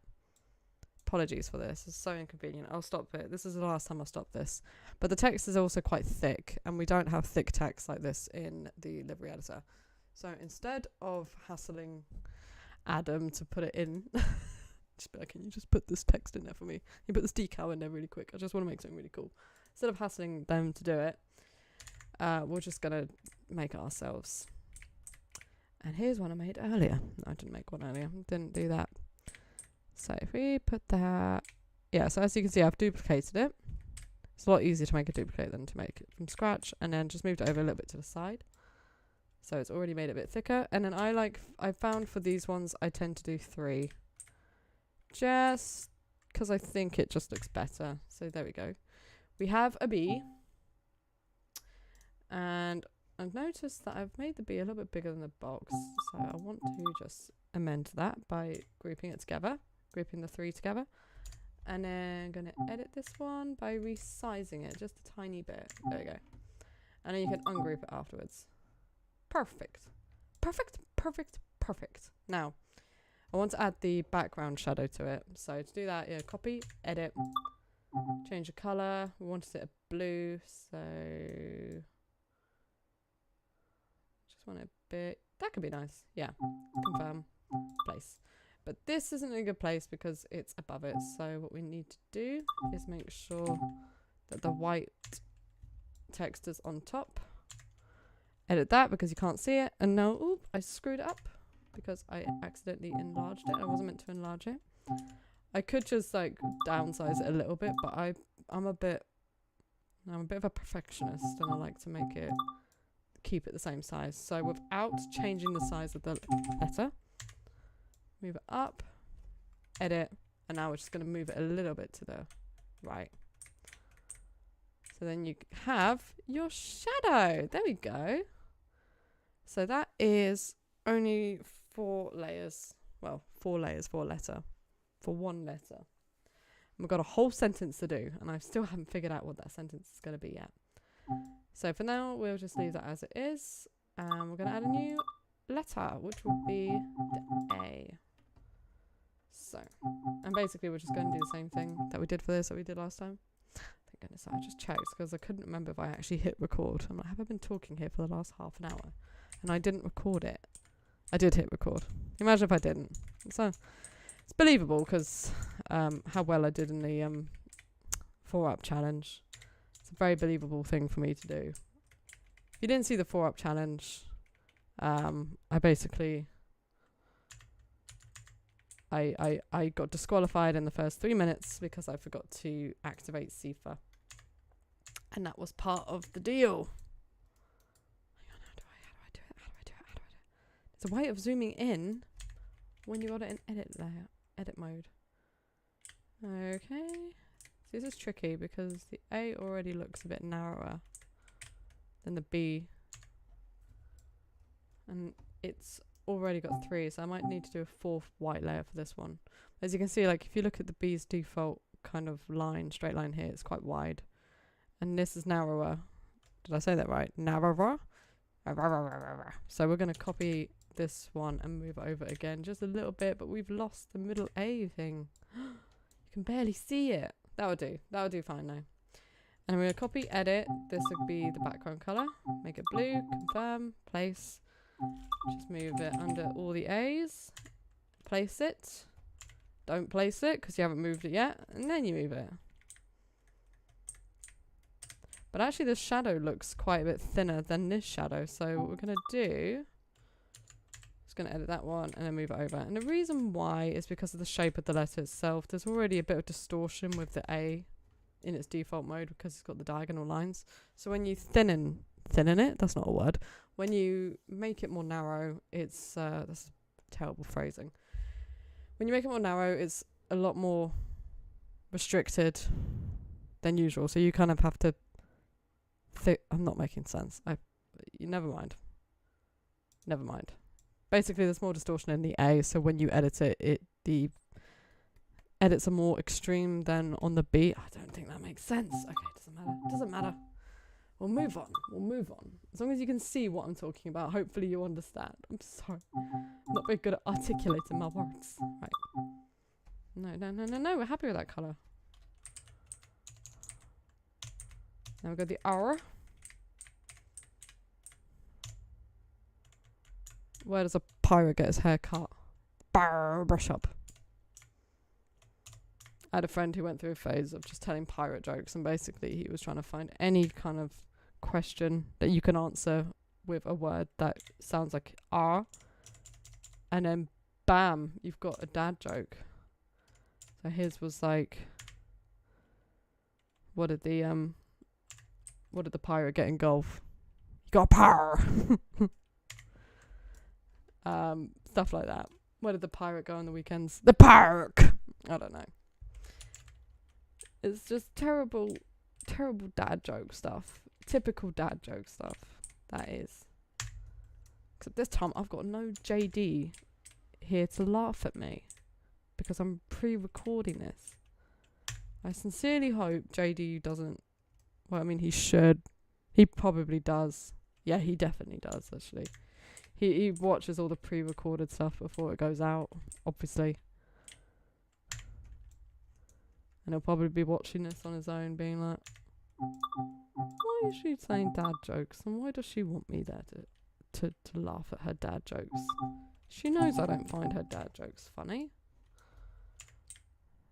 Dad jokes are not funny, though. That is definitely the truth. So you see, I did 2 that time for the bottom shadow. Don't think it needed to be that far away. There, that will do. Okay, cool. Barber. Okay, so now we're coming to one little dilemma. Well, it's not really a dilemma. I'm going to put B again, but I don't like there to be a B that doesn't look exactly the same as the other B. So we're going to combine this B into a group. No, we're not. That's not the group. There we go. I thought I hit the wrong shortcut. That's it. So I've made it into a group, and then we're going to copy the group, edit that, and move that there. Oh, saves a ton of time, that does. Now I want to move this down below the A's and the R's on the list, just because I like to be neat. You don't have to do this. It doesn't actually make a difference, but I like to be neat. And then ungroup. The reason why I ungroup is in case I make any, if I want to make any changes to the shadows or the kind of colour, maybe if I want to change the colour scheme, because you can't change the colour of layers once they're in a group. I don't think you can. Maybe you can. I don't think you can, no. So we'll leave it at that. Next we've got an E. Okay, this is not a fun one to edit because I think again the movement, the distortion you can do on it is a bit restricted. Oh gosh, I'm so sorry. My neighbour's car is going. Hopefully you can't hear that. My neighbour's got this really like beefy van with this really beefy engine in it. And it's so loud. It's so loud. I don't know why, but it is. Okay, now we're going to have to see what I'm considering doing. But I won't. Maybe? Actually, yeah, I'll do that. I'll delete that. We're going to leave it with 1E because already I think these look okay in terms of their... No, I'm going to have 2 E's. Apologies. I'm just a poor boy. No, I'm not. I'm just trying to work out how to make this work.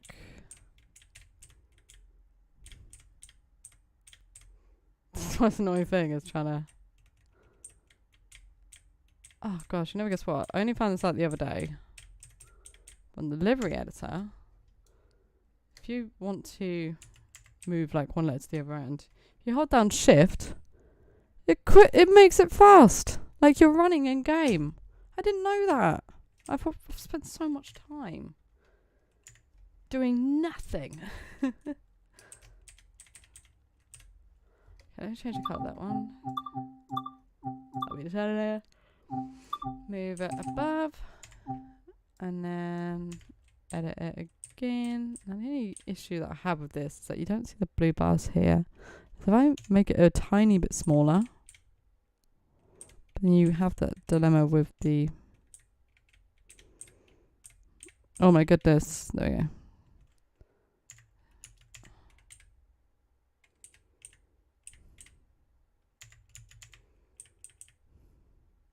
No, that doesn't work. Okay, let me just delete that. Apologies, I was just trying to make the shadow work a little bit better. God, streaming is difficult, I'll tell you that. You wouldn't think it was difficult, but it is. Okay, so Barber. Alright, we'll leave the E at that. I'm not very good with the E's when doing this. I'm really not. I'm going to quick group the R. Yar. I'm going to quick group the R's. Did I just move that for no reason? Barber. I did, yeah. Need to copy it and then move it. I ungrouped it for no reason. Hang on a minute. This is going great. Hang on a minute. Okay, now I'm going to move you down. Are you down? At the bottom yet? Yeah? I edit that one. I'm just going to say it's Barber Supplies because I'm not really sure what else to write. Barber. And I also need to keep an eye on the layers. I've only got 32 layers, so that's not too bad. Because there's 200 layers, I think, smacks on it. Now we're going to move on to the next word, which is Barber Supplies. And my dreaded letter, S. This letter is a bit of a pain to work with because it's so curvy and swirly. It's not my friend. Not my friend. It's so annoying to the point where I'm trying to come up with word alternatives. Barber shop. That's got an S in it. I'm not very intelligent. I'm really not very intelligent. T.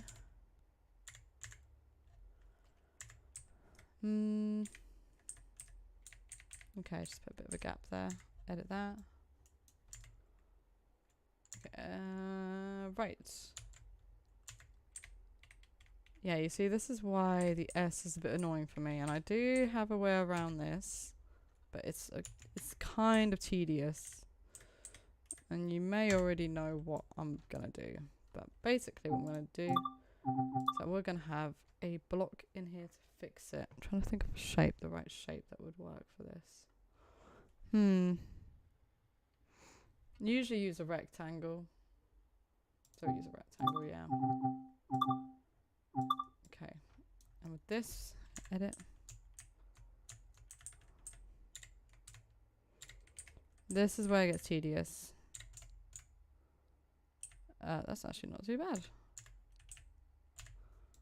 Oh, would you look at that? That was relatively quick. Cool. And I'm going to copy and edit that one. I think it works. So yeah, what I'm trying to do is get rid of this like diagonal kind of edges that you see here, because that just doesn't look very neat. And I'm basically just covering them with a white block, which I can't line up properly. Do you want to line up properly? Do you want to help me? I had it then and I moved over it because I'm still a perfectionist. Okay, that will do. That will do. That will do. Donkey. Now, next, this is where it also gets a bit complex. We're going to add the shadow. Now, the shadow is an S layer, so it may not likely cover up the, or go over, yeah.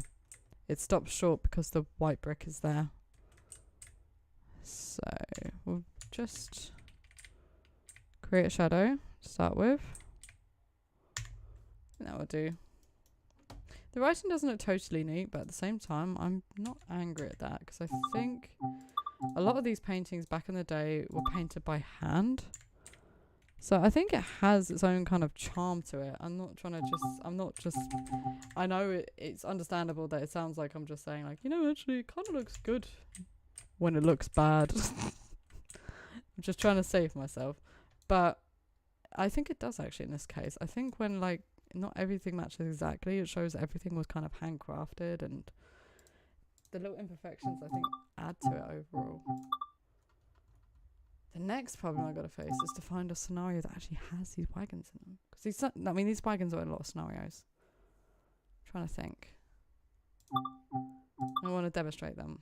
I'm not going to drive the train because actually haven't had much time to test out. Well, I have actually been testing out Liverpool quite a lot. Could drive the train. But I think I might hold off. I will load it in game so we can see what it looks like in game. But that will be it.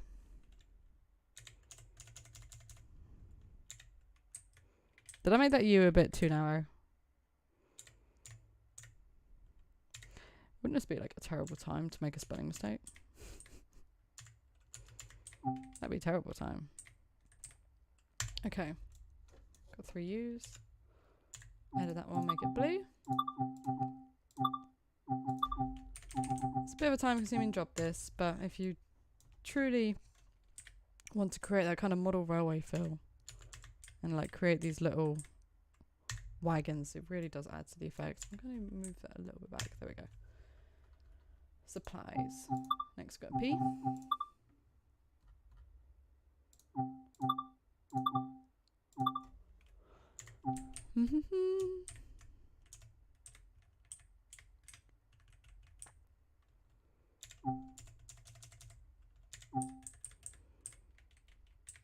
Oh, I need to be more talkative.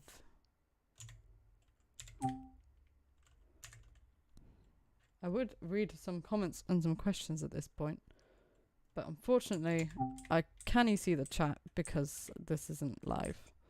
So I'm just gonna have to wing it and answer questions that I assume you guys will ask. So question number 1. How are you so talented? Well, that's just me. No, I'm joking. Obviously I'm joking. Trying to think of like what questions you guys would have, but I have a feeling your questions will be way too complicated for me to understand. It'd be stuff of like, oh, does the water gauge or something actually do this like it does in real life? And I'll be like, ask Matt. Ask Matt. He knows. I would know. But I can say though, is Liverpool's looking stunning.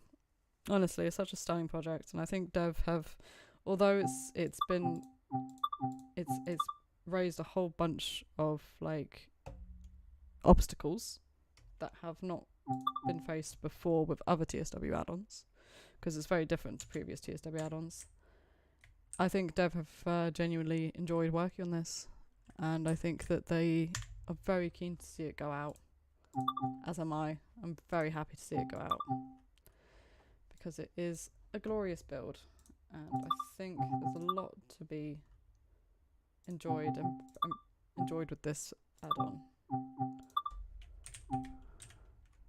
I know there's been a previous stream. Has there been a previous stream yet? I can't remember. Or have I accidentally spilled the beans that there's a previous stream? I'm pretty sure there's been a previous stream already. Of course there has. You had the audio stream. Yeah. Try not to spill the beans on anything that hasn't been spoken about with Liverpool, but to be honest, I think most of it has been spoken about. I've actually played a lot of the Liverpool route. I assume that might be a question asked. Have you played any of Liverpool? Yes, I have actually. Yeah. Yeah, I played quite a lot of it. It's a lot of fun. I'm going to copy that in a minute. And it's been fun working in the livery editor with it too. It's just lovely to see steam trains in TSW. Trying to make this... Okay, this is a bad idea. I shouldn't have done that. Hang on a minute. I'll just delete that one. That's probably fine.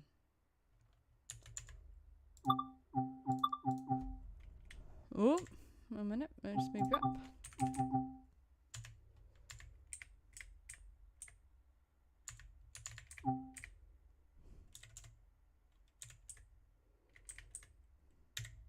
Okay. This looks a lot different to this. Okay, I think I have a fix for that. I think I know how to fix that. Let me just, I think I've made the shadows on these letters too thick, and I need to kind of like calm them down a bit. A minute. So if I do that and then just move that back a bit. See, that's looking a bit more uniform now. Oh no, now the P's don't exactly match, but it's fine.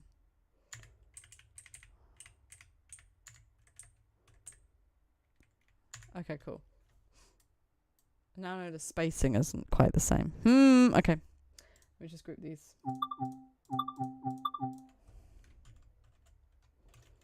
Actually, I might as well just group them all. I mean, all the ones that are one letter at least. Just because it keeps it neat and uniform, and then it makes it easier to move them. And then if I do need to duplicate any of them, it's a bit quicker. So if I move that nose there, that nose there.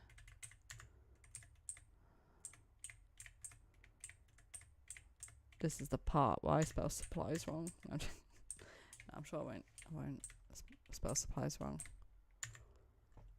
Another thing I'm going to do is that I'm going to move these over and center them a bit more, but I'm just waiting to, be done with the text, and then I'll group them and center them a little bit more. Actually, I need to just group those, yeah.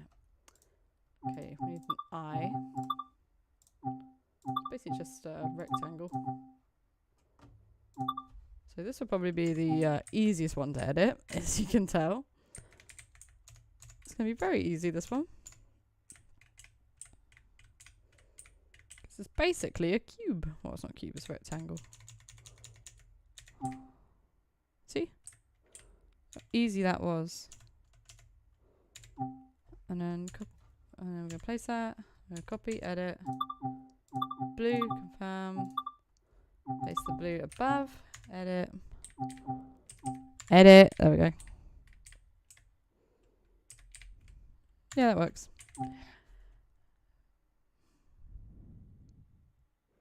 Try to remember if I spelled supplies correctly. Yeah, I'm sure I did. I did an E, so we're going to steal that from barber. Group. Copy, edit. That blue shadow annoys me. Might have to fix that. Yeah, that really annoys me. This annoys me. Okay. Let me just see what I can do about that.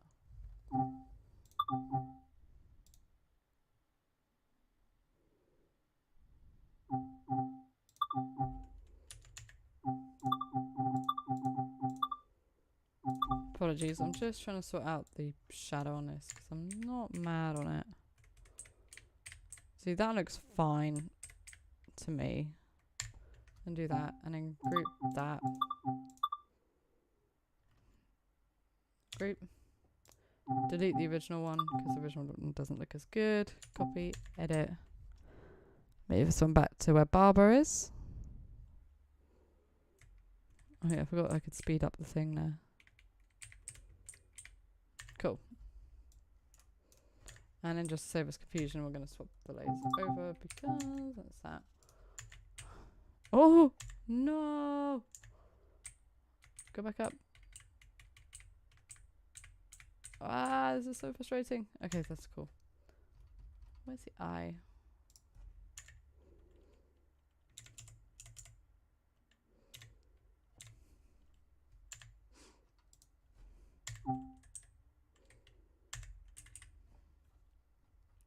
So where did the E go? This one, move that down.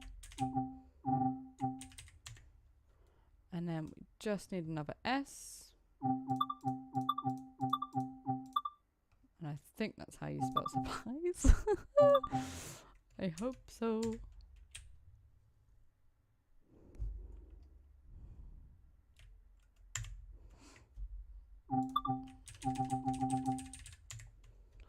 And keep everything in order, because that's how I like it.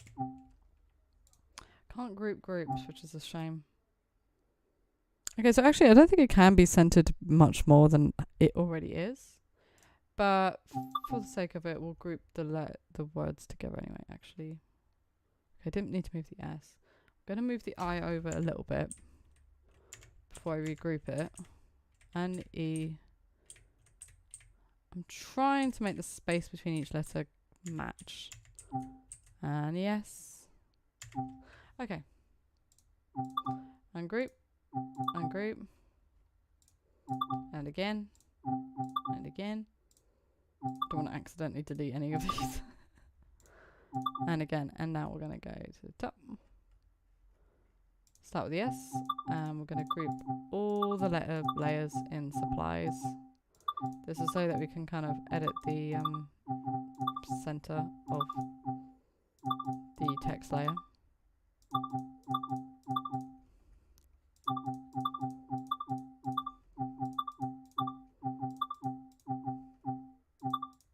I might try and fit on a cheeky logo. Some scissors maybe. Barber scissors or something. Or a razor. No, scissors will be easier. Group that. So it says supplies. And then this one as well. I'm going to take that away. And then group these. And with the yellow box, that will be disposed of. Oof. Need to sit up a bit more.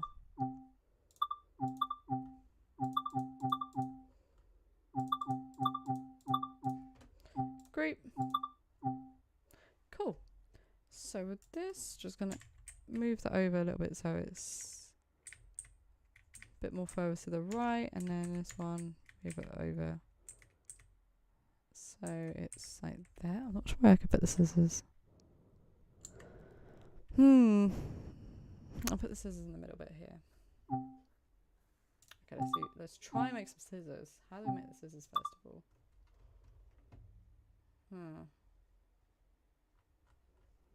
Interesting dilemma. I think we can use that maybe.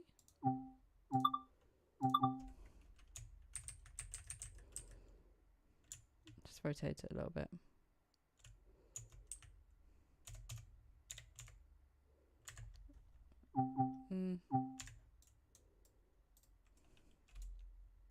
Oh, that's how you zoom in. Okay. Oh, dang it. Okay, there we go. Going to make this a bit longer. T. Rotate it. Okay. E. Now we're going to copy this. Edit. Options. I hope this works. Mirror. Yes, perfect. And then we're going to rotate that as well. Just move here. I'm trying to think of a pair of scissors off the top of my head. And that's always fun. Let me see.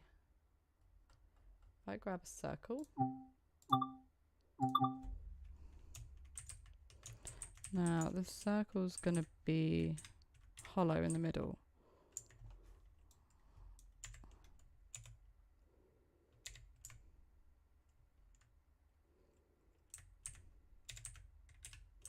So what I want to do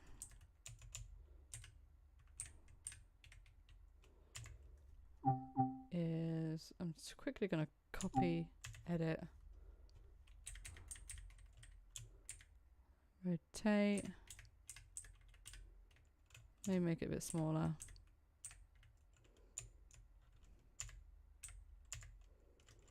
Make this one a bit smaller.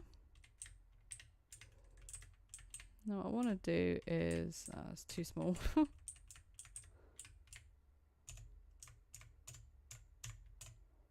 this is difficult. This is a lot more difficult than I thought. Hang on.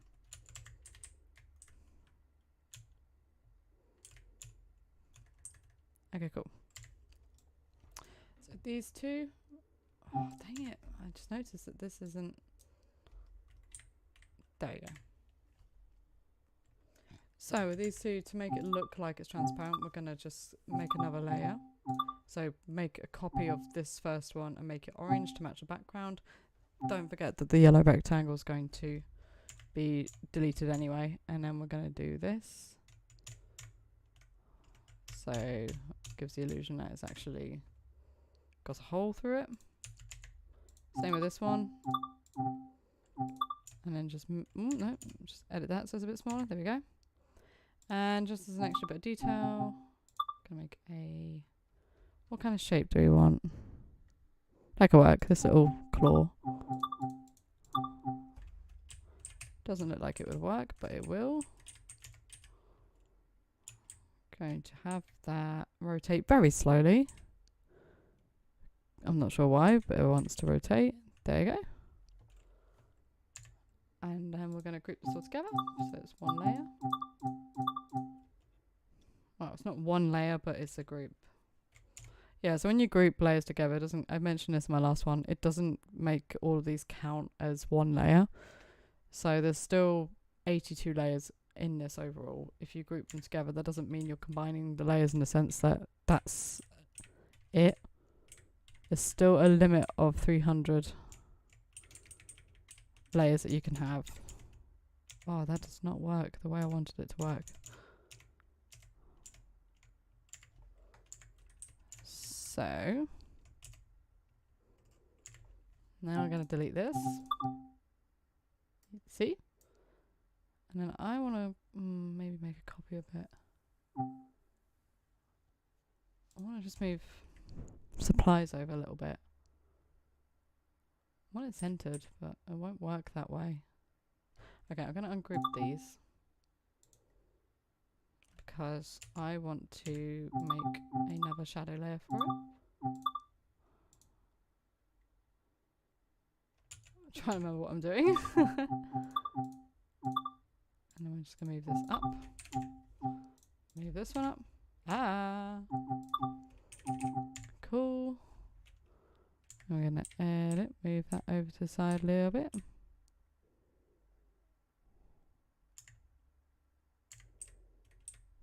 Hang on a minute, I got an idea. Let's just start by making a shadow layer for the whole thing. Do this one.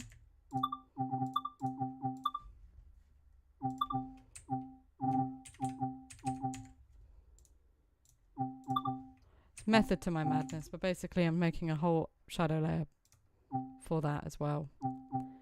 And I'm basically just copying each layer, each shape element, and just placing it behind the other one. And now I'm going to group this. Quick group. Edit that, and then I can move over the whole thing to the side.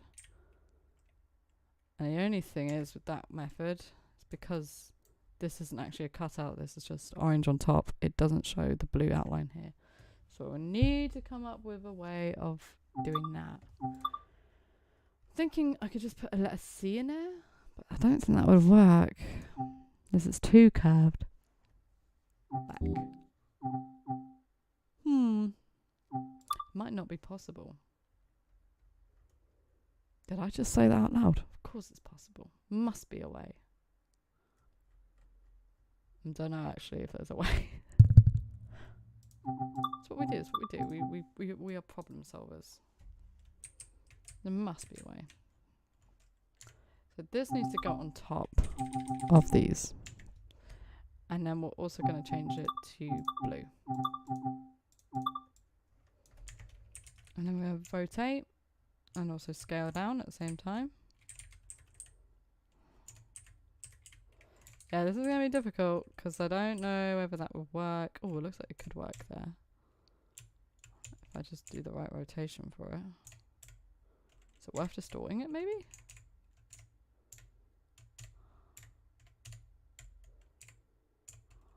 Okay, this is extremely difficult.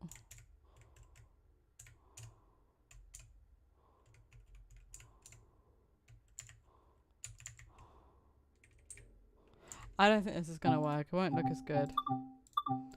But I can't put that there. Unless... I just thought of another idea, sorry. Unless if I copy that edit, make it blue. So you can see it's blue. Move that above it. And do the same with this one. Copy, edit, make it blue. move above it.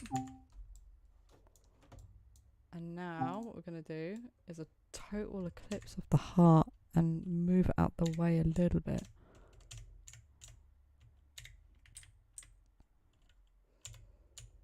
Oh no, just rotate it.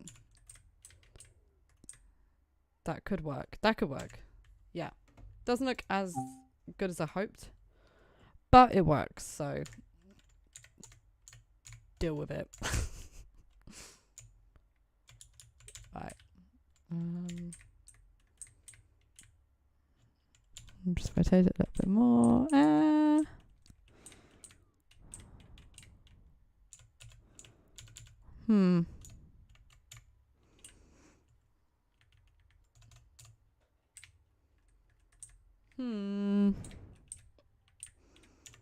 It's getting awfully fiddly, this is.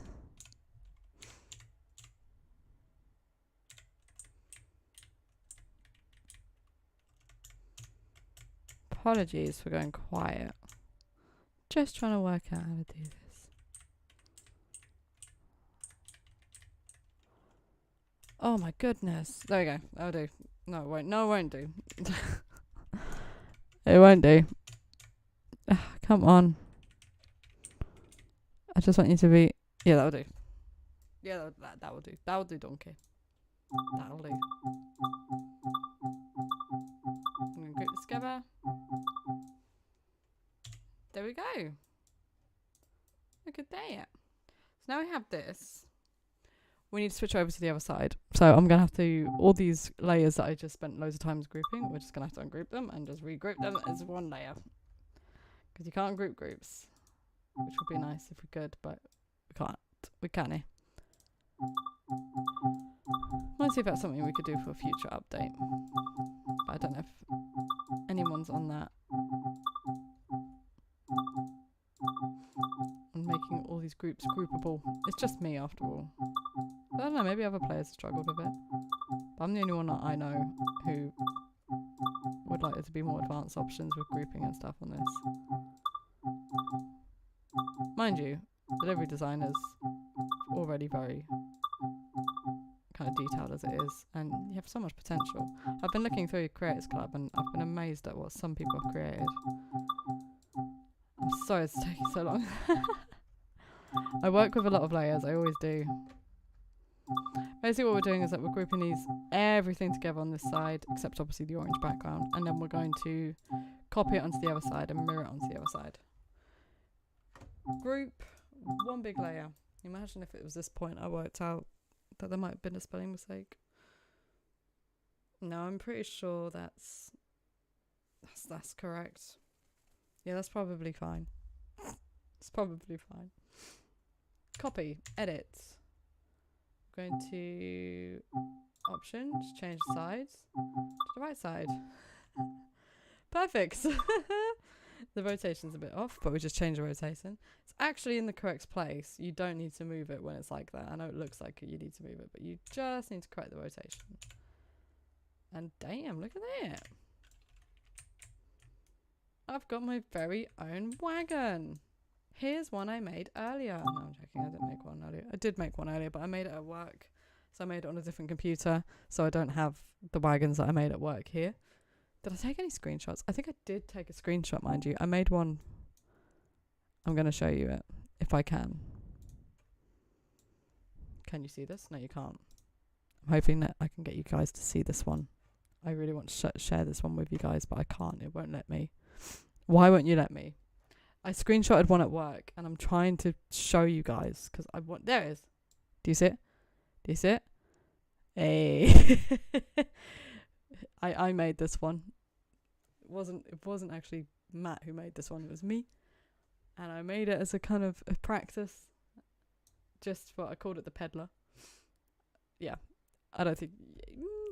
I'll try and post this on the Creators Club once Liverpool's out. But I don't know how to do that because I made these in the dev versions of the game. Also, this could be a bit neater. I might just have to remake it. Yeah, I'll remake a whole bunch of these. But yeah, that was definitely a cool one. I was about to close the image there. That would have been good. So, sorry for the screen going dark. It's my computer. It can only do one thing at a time. It's very much like me. So, now we have our wagon. Now what we're going to do, so we're going to save. I'm going to see if I can load this in game. Let's see if I can load it in game. I've saved so many times. So I need to find a timetable scenario. Bear in mind this is the dev build, so if you see all these like kind of red writing and stuff, it's all because it's dev build. I don't think I've streamed the dev build before. It's always been the release build, so what am I doing? Exploring? Going to timetable? Yes. And see HF. I believe you guys already know this stuff, I hope so. But I'm not going to go to a shed, I need to go to a station. Where was I earlier? There was one I tested out earlier and it did seem to work. Oof. Hoping I find the right one. Edge Hill? Let's try Edge Hill. I hope it works. Again, I'm not going to drive the train. I mean, unless you want to see me derail it. No, I'm joking. I'm a very good train driver, actually. I haven't derailed a train. No, I have. Not a real one, obviously. Like on TSW, I think I have. Let me just check.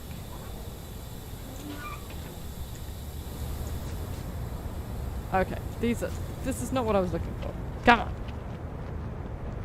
The thing I like about the dev build is that you can... Oh, I can't do it actually because this is keyboard, isn't it? I was going to say you can do like debugs and stuff so you can fly around to look at stuff in the build, which I use quite a lot, but... no, do I need to... choose it in a scenario planner? I'm just trying to make it spawn randomly, but I don't think it will spawn randomly. Yeah, because that's the wagon. It's one of those. Okay, so it's not in game. I'm not sure how to get it in game. I'll be absolutely honest, I've never tried to make with the livery designer. I've never tried to use it for rolling stock. I've only ever used it for locos, so I've never had trouble finding it in-game afterwards. But only because I'm a silly sausage and I did not prepare beforehand. I think what we need to do is make a scenario. I think. And I haven't made many scenarios. Barber scenario. It's a scenario where you're a barber and you're somehow given a train to drive and you're not really sure. If we go from like action bridge, confirm start marker. To, I guess, Liverpool. Confirm path by Hertford. Oh no, to Hertford via Liverpool. Confirm. Confirm. Stand here. Now, where are the 5 wagons? Planks, these ones. Empty? Yes! Yes! Yes! Oh wait, hang on. Service name. Wagon livery. I can't. Livery 7. I can't think of one. Confirm. Okay, can I play this now?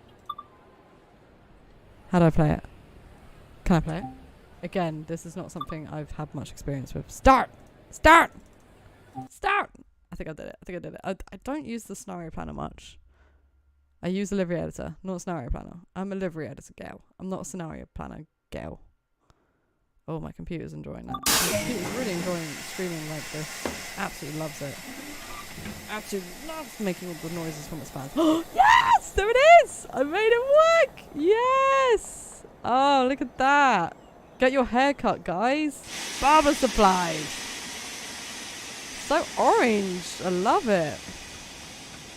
See, this will be a lot more fun as well if I get some other liveries as well. I'll make some pink and blue ones. Oh, I should have pre-prepared some. And I could have had like a whole train of different colours. Oh, I could have had like a rainbow one. Rainbow! Yes! I haven't been to this station before, have I? Must have been there. Got Action Bridge. Yeah! Look at that! That's great! That's fantastic. Oh, well, I'm very happy. The logo looks pretty good. Do I just jump on the... Yeah, I jump on the track. Look at that. Well, I'm very happy with how that turned out. We should definitely create a whole bunch of wagons in different shades of pink and give that to Matt to use. Can I go in here? No, I'm just exploring. That's a ticket office. Oh, well, this has been a blast. I'm going to have to call it a night there, but this has been a lot of fun. So thank you for joining me, and I hope you guys are looking forward to the release of Liverpool Crewe, as am I. I'm very much looking forward to seeing it go out. It's been absolute wonder to work on. It's been incredible, and I hope you guys enjoyed this tutorial. Well, it's not really a tutorial, but I hope you guys found this stream interesting nonetheless. Have a great evening, guys, and I'll see you guys in the future. Goodbye.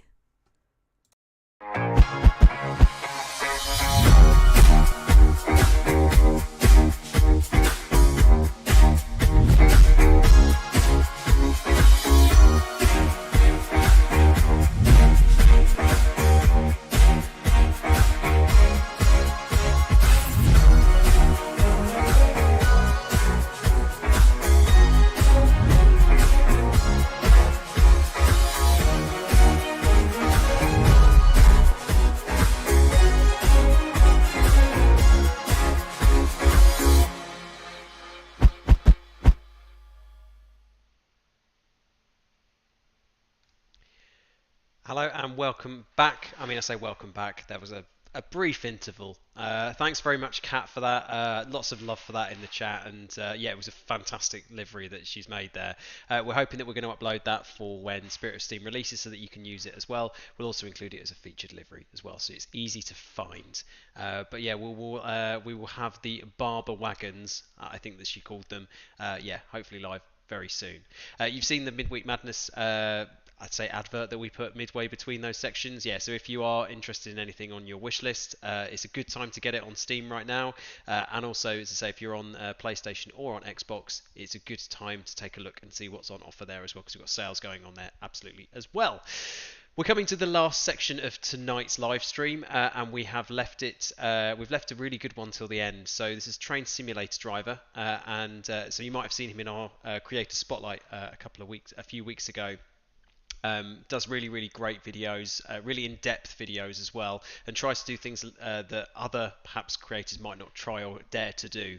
We're going to be doing Clinchfield tonight, so US freight fans rejoice. So I'll let him take it from here. But thanks very much, TrainSimulatorDriver. I'll be back right at the end just to say goodbye.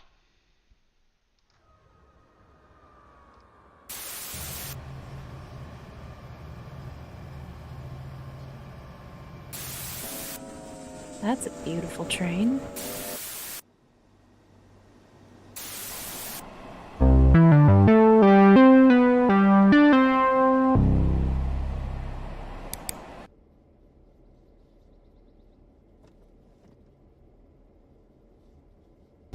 G'day viewers, TrainSimulatorDriver here from Down Under. I'd love it if you jumped on my channel. Links in the description, I believe. We're in the middle of Midweek Madness with the DTG sale on Steam. This particular route, Clinchfield Railroad, is 60% off. Get it while you can. We're going to be doing the Greenbrier turn today, and it's going to be a mixture of driving, rail fanning, being the conductor on the ground doing the shunting work, and of course having a heap of fun. So let's get in the cab. We've got 4 locomotives. Get some lights on, set up for 4. Get this into freight. Brakes are cut in already. So let's release the brakes. Let's get into series parallel, into forward. Get some headlights on, get our control switches all set up right. Bit of number lights, bit of class lights. Why not? We need some class.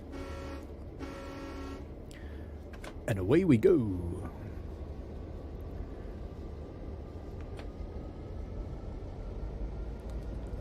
And we are moving. I've already set the road, so we're right to go. We're going to run up the other end and pick up our cars.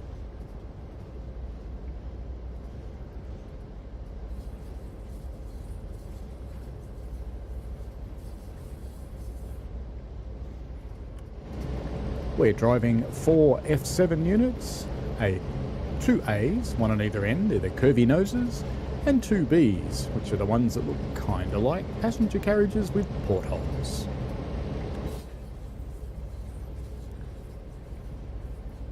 Let's cruise through the yard here at Dante. Maybe it's Dante. I don't know. I reckon American's Dante. Obviously I'm not an American, so, you know, I don't really know.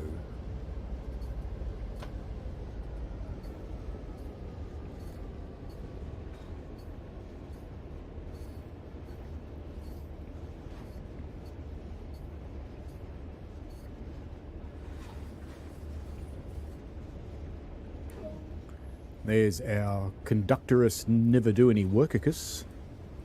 They're a very long-lived breed. It's probably because they never actually do anything. Ever.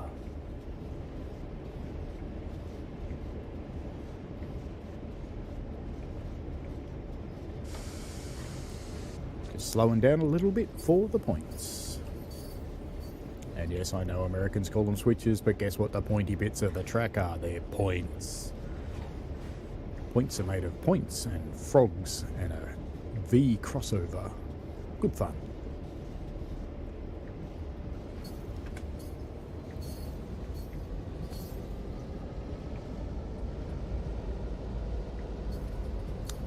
I think that's our train there on the right. Caboose 1, 2, 4, 3, I think that was.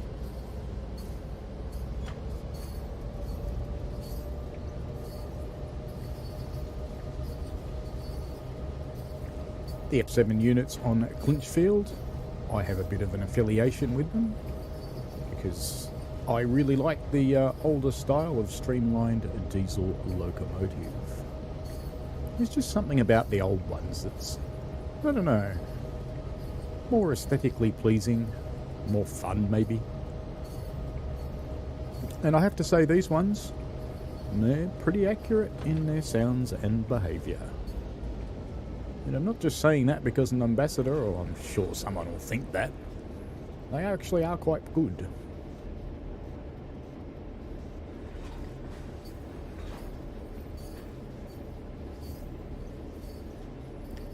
I'm using a rail driver to control this train today, but I'll keep that behind the scenes for a change. Let's let you enjoy the video.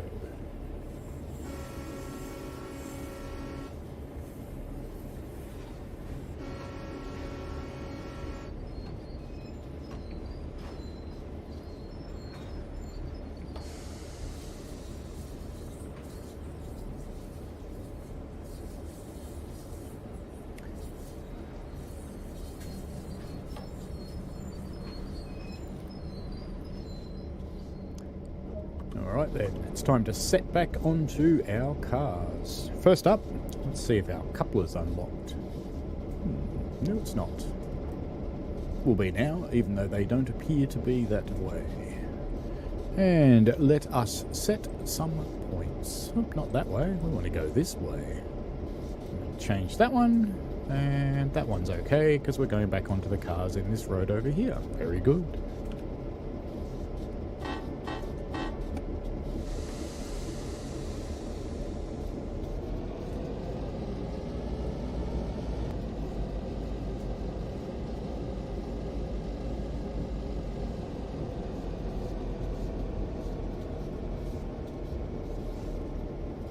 I didn't make it. So close.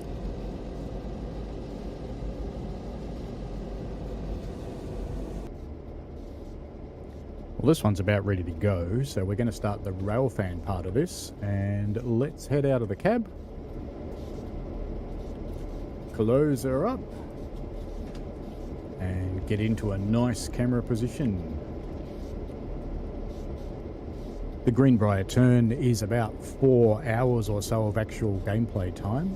We'll be compressing that down into an hour today. So for the next stage, we're going to take a rail fan journey, chasing this train all the way down to Delano. the train will go down the branch onto Greenbrier, where we'll work Pitco, Ruth, Crooked, Rule, and finally Berta.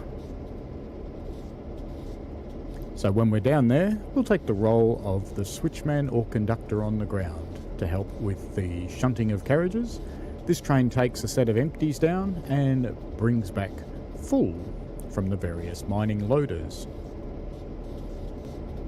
Righto, it looks like this train's about ready to go. See you later, we'll chase you on the way.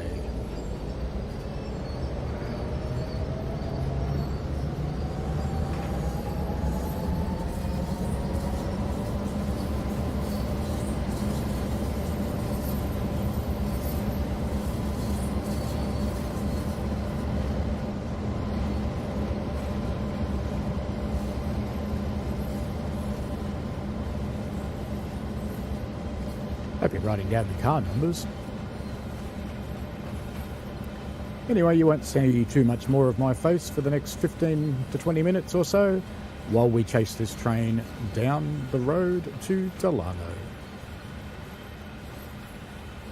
Show you some of my more favourite picturesque rail fanning points along the route.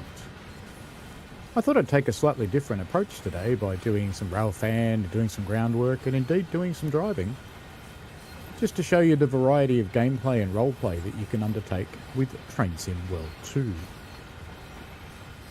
Because of course the main difference between this and other train simulation games is that you can interact with the world.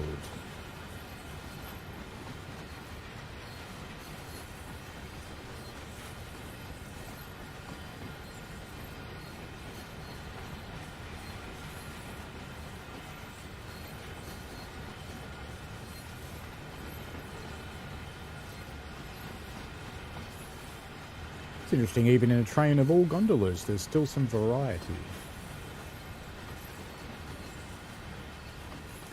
Really like the weathering on these cars, they look really good. It pretty much goes for the whole route really. I've chosen to run this in autumn, or as the locals would call it, fall.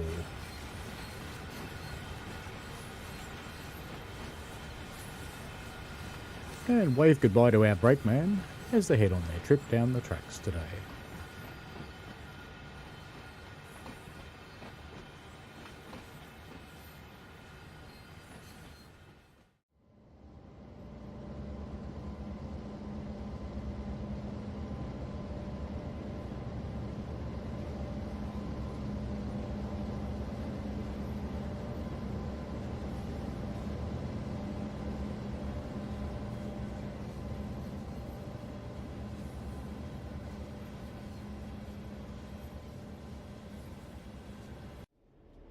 Put up with our train just outside Dant before heading into the long tunnels.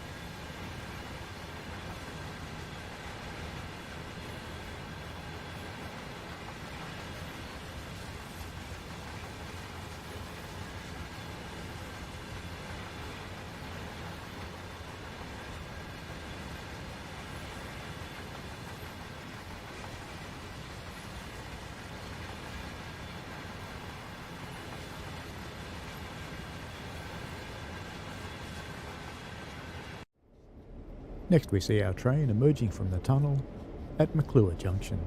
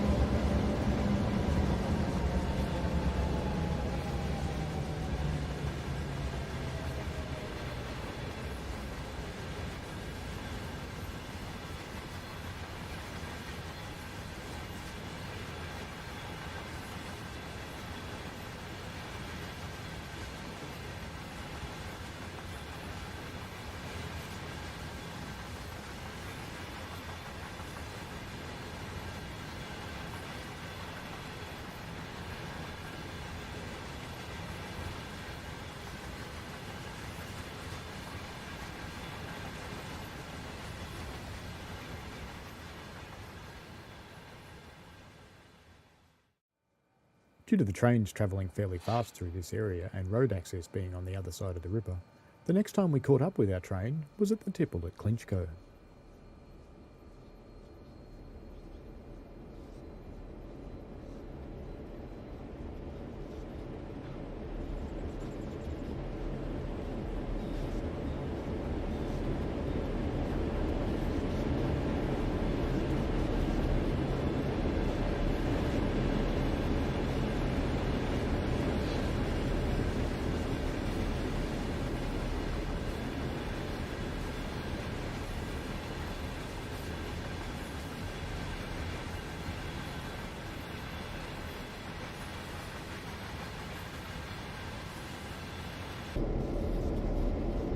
Continuing along the track, we were lucky enough to come across this Fruit Growers Express hauled by F7811 on its way to Dant.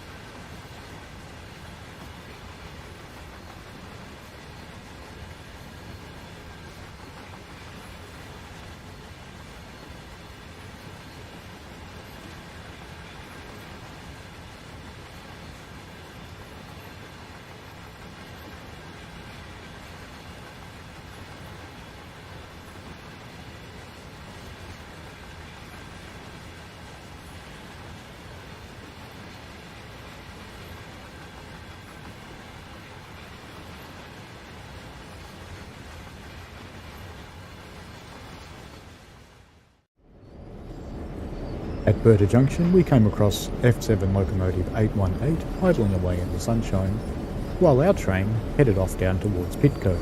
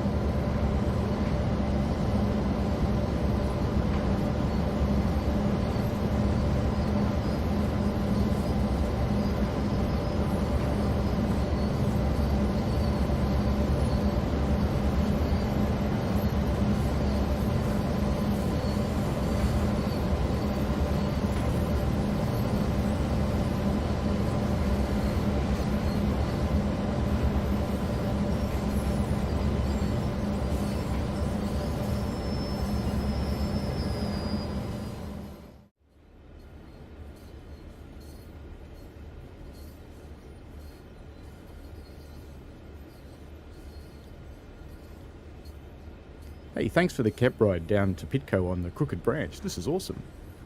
I saw you chasing the train, and this is a slow bit of the run, so I thought you might like to join us. Cool. So, what do you think of the F7 locomotives that we're hauling the train with today? We call them bulldogs. This one was built in 1954, and it's loud, uncomfortable, unreliable, and noisy. Kinda like a husband. Leave that alone. I guess it's much better than being in an office. What do you mean? This is my office. Wouldn't be anywhere else. This is perfect. Just look at the scenery outside. Slow cruise through the mountains in fall. Who wouldn't want to do that? It's beautiful out there, and I get paid just to look at it.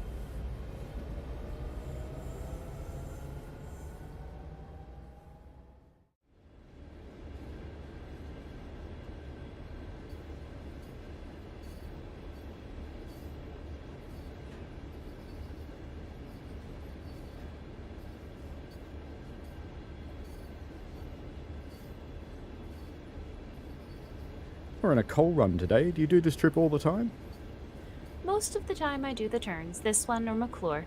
Sometimes I have to do Nora on a night shift when the usual guy is sick, but mostly I do day work. How do you run Nora at night? It gets pretty dark up here, doesn't it? Yeah, it's impossible to see what is more than 50 feet in front of you. It's a slow run like this one, so it's not too bad on the branch. On the main, you just go and hope nothing is on the tracks, because it won't be by the time you get there. Splat.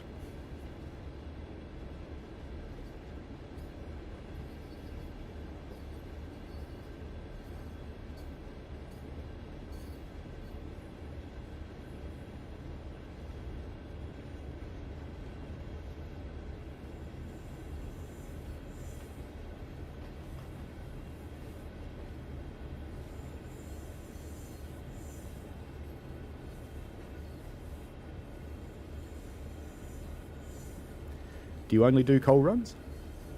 Yeah, mostly, but every now and again I get a treat and get to take over the Fruit Express and work it through the division.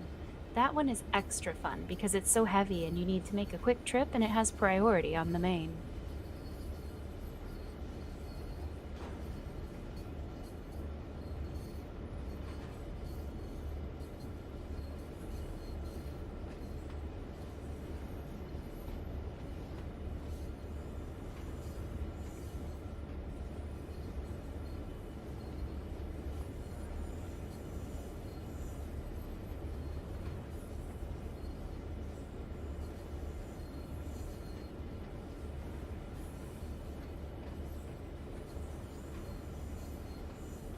Is it unusual to be a female engineer on the railroad? I'm the only one on the Clinchfield. A few others have tried it, but they can't get over all the walls. The training was hard. The good old boys really don't want us out here, but times are changing, and they're just gonna have to put up with it because I'm here to stay. Being in charge of these machines and making them do what I want is so much fun, and a real challenge. There will be more of us as time goes on.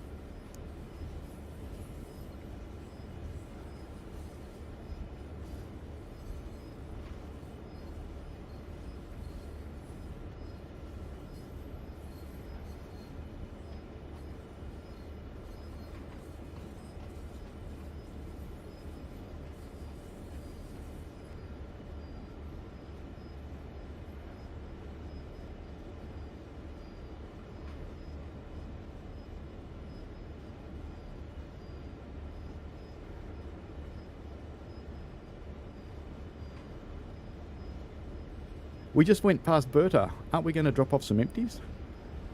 We take the whole lot down the hill and then swap empties for loads on the way back up. Saves mucking around with points and sidings twice in the trip.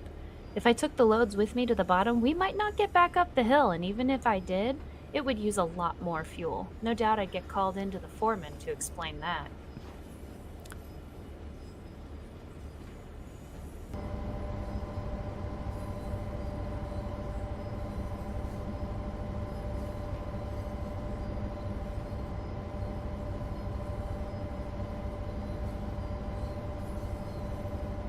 What can you tell me about Clinchfield you won't find in a railfan guide? There is one story.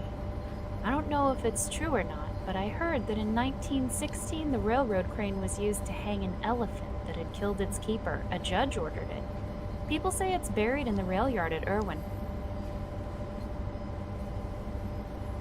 Yeah, I think that one's true. It was named Mary, and it killed a bloke named Red Eldridge. Some people say he was teasing the elephant when it attacked him. The locals tried shooting Mary, but they couldn't kill it. A judge ordered the railroad to do it, and they used a railroad crane to hang it. Humans are horrible. Yeah, seriously. What's the hardest thing about working the rails? Switching in the rain and snow. It never fails. Like now, bright sky and it's warm, right? When we get to the bottom, it will probably rain just long enough for us to do the switching, and then it'll fire right up again until we get to the next part of the turn. Always happens. Yeah, it always rains when it's shunting. Hey, thanks again for the cab ride. Any chance of taking the controls for a bit? You know what? No, don't push your luck. If anyone saw you in this seat, they would hang me out to dry. Yeah, no worries, mate. I had to ask. Yeah.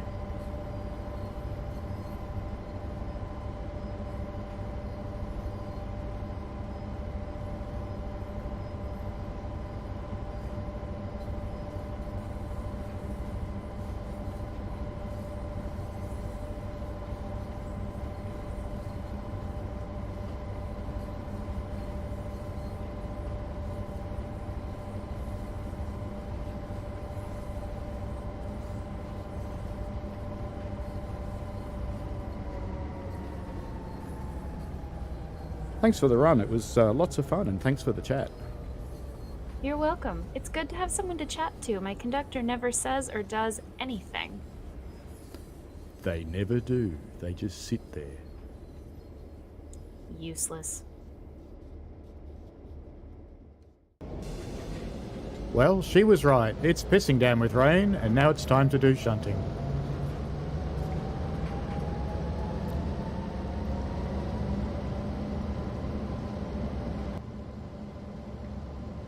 Righto, mate. Got you in sight. Keep coming.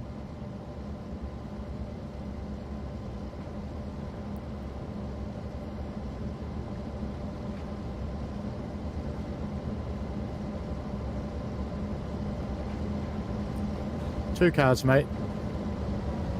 Slow it down.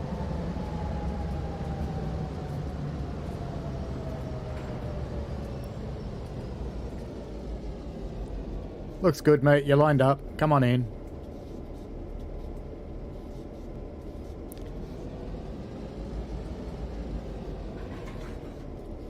All good, mate. Hooked up.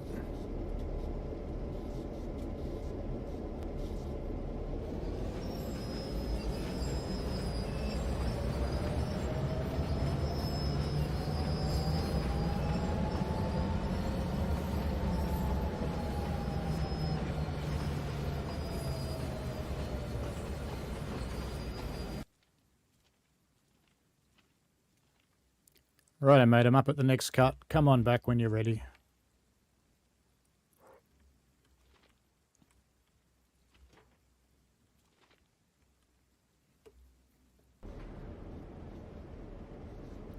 Alright, I got you in sight.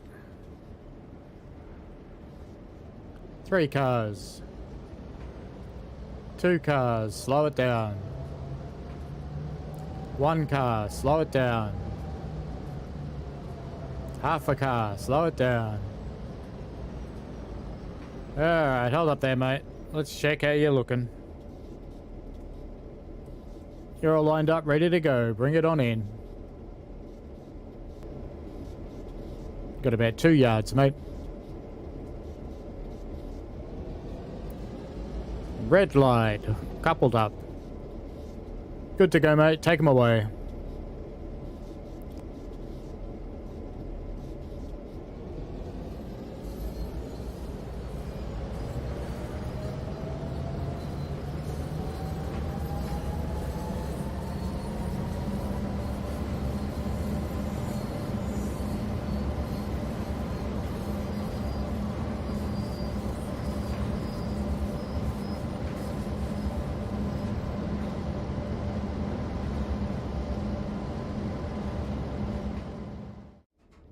Alright folks, welcome to the Greenbrier turn part 7. Let's just get everything going because we don't have time to wait. Get you into 1, get you into freight, forwards, let's get some notches on. As soon as that power comes up, we will release the brakes. It is, brakes off. 1 more on the units. Let's give it some sand because we went straight into notch 4 because we're naughty. Getting some wheel slip. Let's try and arrest it with our independent brake. Worked. Let's off it back again. Alright. Notch 3.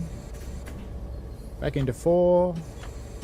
Now the reason I'm in such a rush is you've really got to get away from here in a major hurry.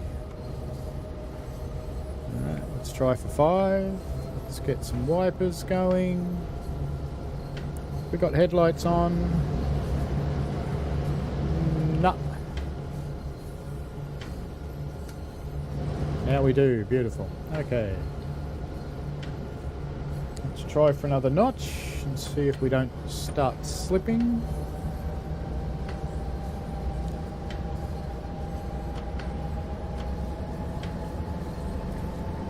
Come on, grab me the next notch. There we go, notch 8, beautiful. And we are running within our power rating, which is good, only just. We did peak at about 875 there, which is a little high. But that's okay. If you look at this plaque, it tells you you can run for half an hour at 900. So all good. Now, sorry for such a hectic start to this particular service, but you have to get up to Caney as soon as you possibly can,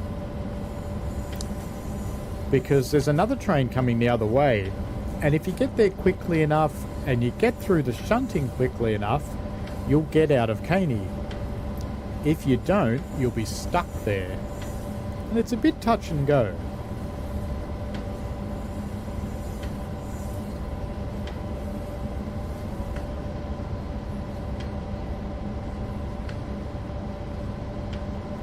And as I understand it, the challenge comes from the game's dispatcher not handling single line situations terribly well. And for a time, your train is in the sidings in Caney behind a signal. So if the other train gets to its signal while you're still in that siding, the dispatcher actually lets it through. But that's a bit of a challenge because you've left your caboose on the main line, so the main line's blocked, so the train has to stop. And you're stuck in a siding. Game over.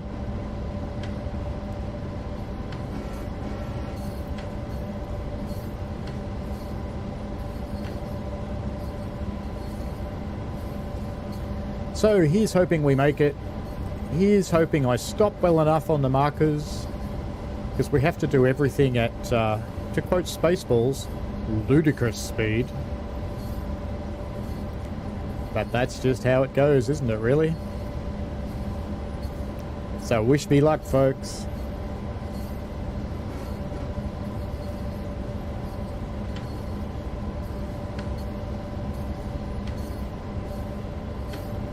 I think that might be Colco Tipple, maybe? Because we haven't come through Delano yet, which is the little town we're coming up on. 5.3 miles to Caney Storage, where we're going to leave about half of our train and hopefully get to leave. We'll know soon enough.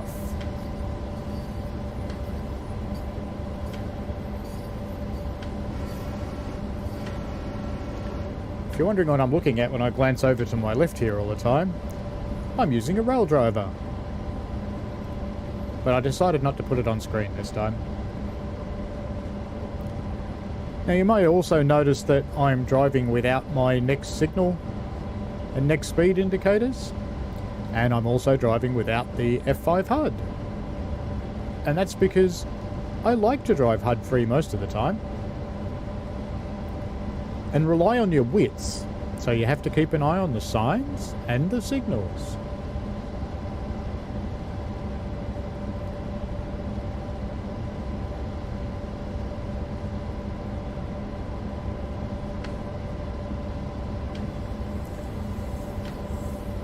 Well, this one's green. That's a good start. If this one's yellow, you're totally doomed. You just can't do it. That's a green. That's a start. The next one probably will be yellow.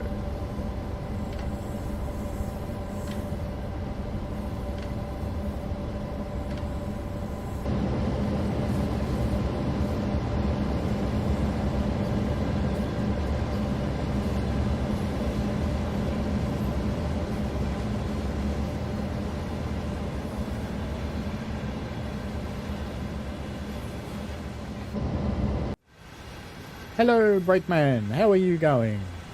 Having fun down here? I'd love to just uncouple you here and leave you here, you know, because, you know, it'd make life easier.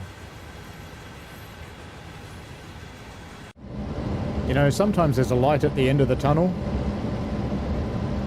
but sometimes it's a train.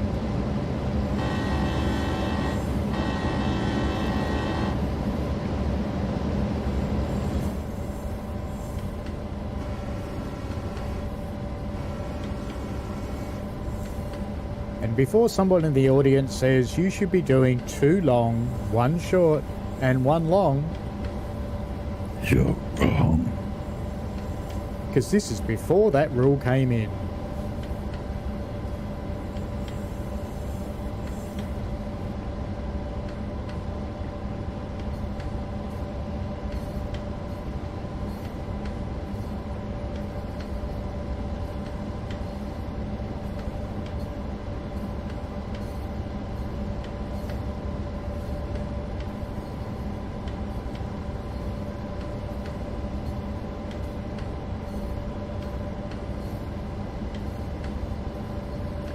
Did I just miss a gratuitous bridge shot?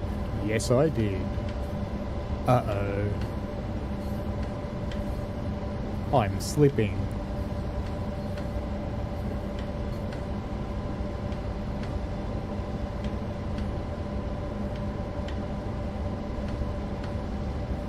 There's the Matt Pedalston tree on the right there. And another one.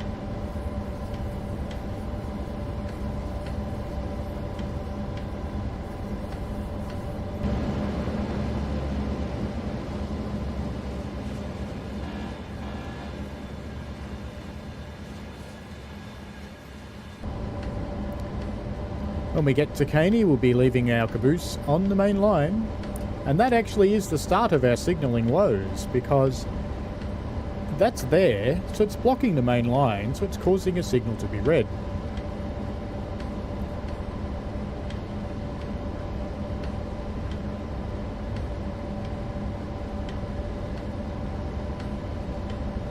And the train coming from the other way stops you from departing the sidings, because you have to go all the way into the siding just to meet the objective, otherwise you can't go on.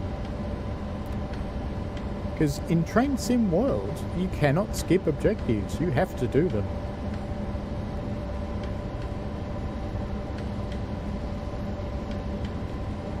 Two miles to Caney, and there's our signal, and yes indeed it's yellow.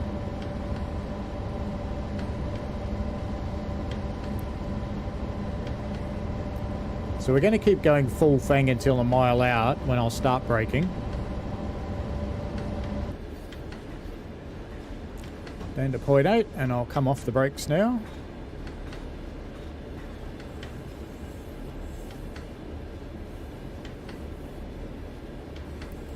Now you do also have to be pretty close on your stops, which is a bit of a challenge, of course. And even if you get out of the sidings at Caney, there has been occasions where I haven't been able to pick my caboose up.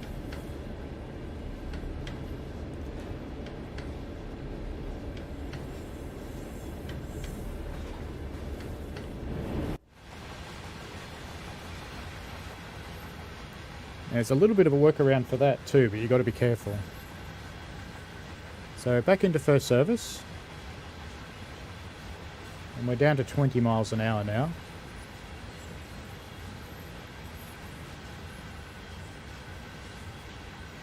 Brakes off again.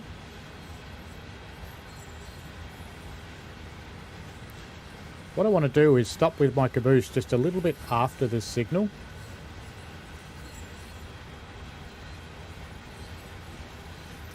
So it's not quite the stopping point of the game, so we'll have to stop at that stopping point.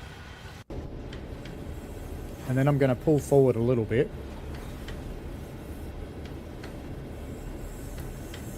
Because I'm going to try something. Just stretching the train out again.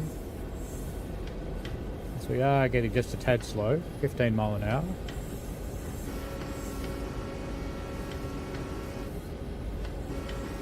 And I think I made a mistake earlier because I said that siding back there was part of Caney. It's not. And we have milepost 23, and that is, of course, for Charles. And I could explain that to you,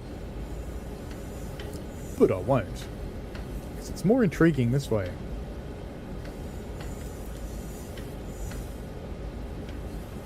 Actually, no, I think I was right about it being this part of Caney. Anyway, let's get our first stopping point out of the way. So let's go lots of brakes, but not too much. Might do it, might do it, might do it. And I'm going to release.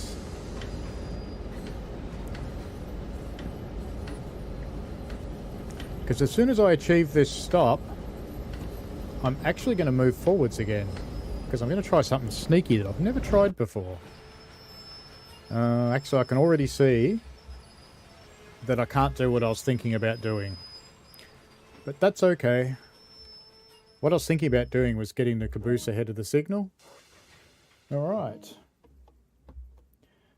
And let's fang you up. Release the brakes, get back in the cab. Hopefully we don't roll backwards.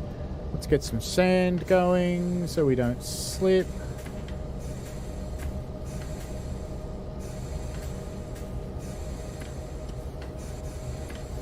Doing okay. We want to stop just before the tunnel up here.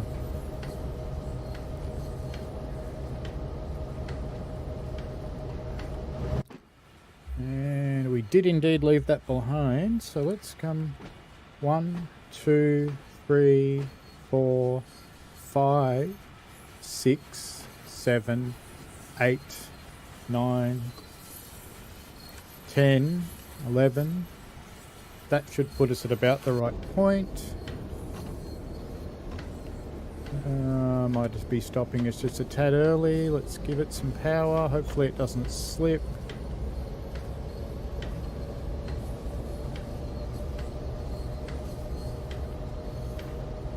Going okay. Going okay. Alright, power off. And first service. That should stop us.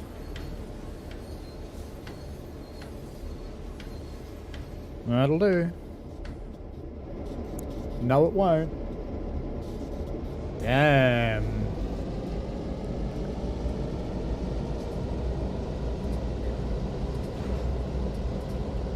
I'm just stretching couplers now. Alright, did that do it? Yes! Alright, let's go back down here. Into reverse. And let's get some power on. I know it seems weird to push back into a siding. So this should be about the point we have to uncouple, I think.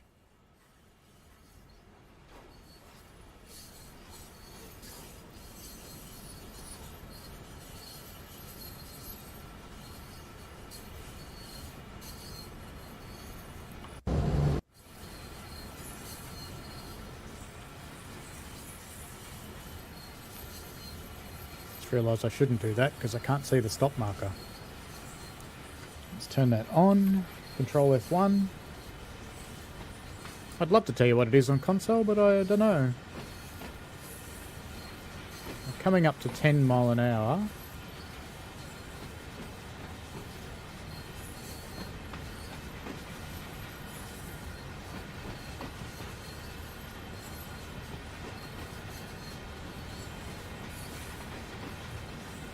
Just going to start putting on some independent brake just to maintain our speed and stop us accelerating. So that's only braking the locomotives. Now we don't go the full distance that it's showing here on the indicator, because that's measuring the distance from the locomotive.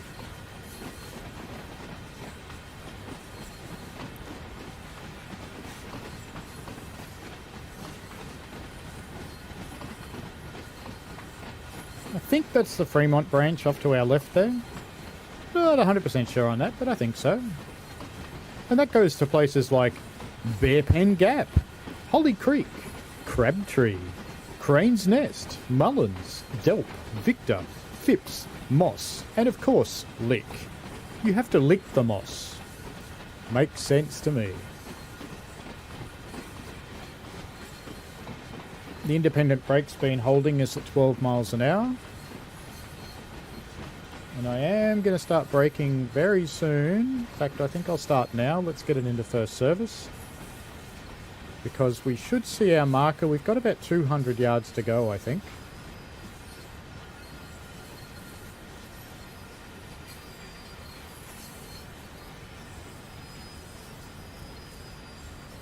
Just going to go off again. All brakes off.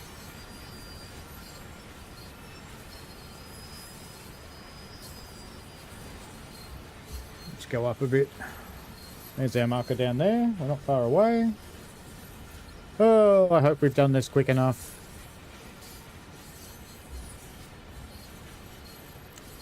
Really feels wrong to accelerate down here, but there you go.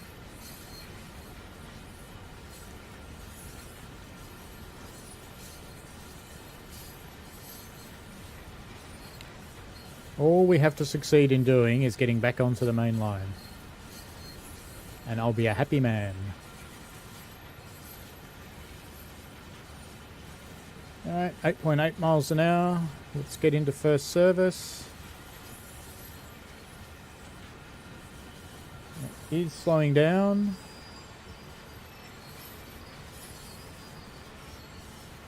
Seven miles an hour.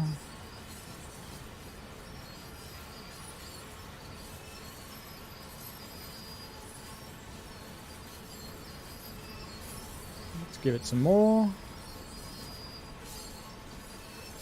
And some more. Alright. So we're at 1, 2, 3, 4, 5, 6, 7, 8, 9, 10, 11, 12 here. Into forwards. Get it into notch 4. Let's get up the front and get some sand on.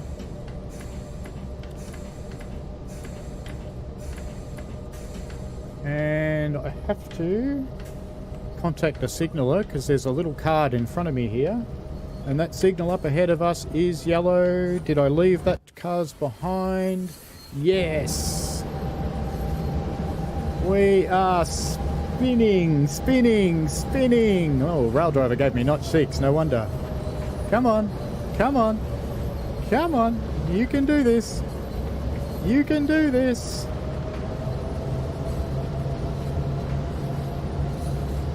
So you got to work fast if you want this signal to be anything other than red.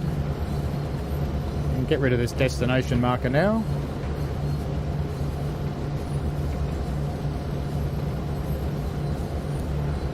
Alright, now we don't have to rush anymore.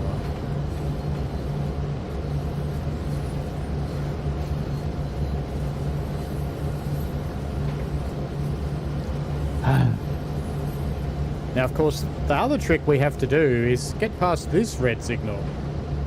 But I think the signalling dispatcher lets us do that after it changes the points for us. 500 yards to go, so it's back up near the tunnel again, I guess.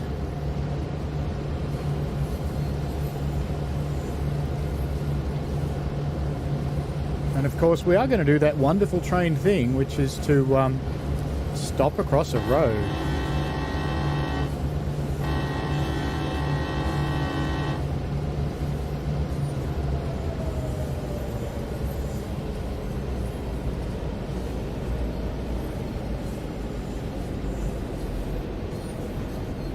There's our 23 mile marker again.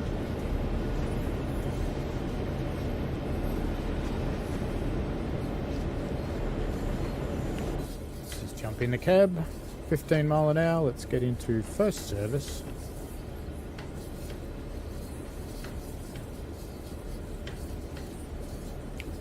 Just bringing us down quite happily. The combination of gravity and our first service brake application. I think we are still going to have to give it some more though. Let's take it up to 20 pounds. Yeah, that'll probably stop us too quickly. Let's get off the brakes again. And hope we don't stop. Might have to give it some juice, I think. We've only got a few yards to go. Alright, that should be enough. And first service should do it. Let's go down the back. Hopefully, we'll see this signal change behind us when the points change. Hopefully. Brakes off. We should start rolling. Once we actually get some movement happening. So I'm sitting on the end of the train here. Once I get some movement happening. There we go. Let's try and... Yes! Alright, now let's throttle off. Let's just crawl down to our caboose. Because we don't want to whack him.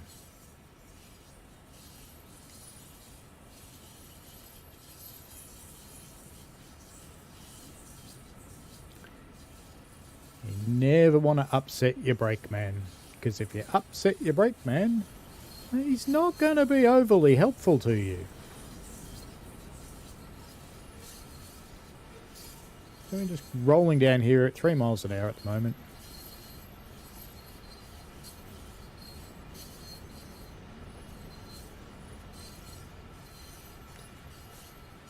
So to sum up how you get past the challenges here, the first thing is I'd suggest that you ignore the speed limit coming up here, because you need to get here as fast as you can. Speed limit's 30, I think we hit about 45, 46 at one point there. Just putting some independent brake on to start slowing us down a bit. It's quite normal to use the independent brake rather than the train brake when shunting. But to get out of this siding quick enough, don't try and walk. You've got to use your cameras to go to the back of the train and then fly up and unhook the right number of vehicles. If you don't, you're just not going to make it. Righto, mate. 2 cars away.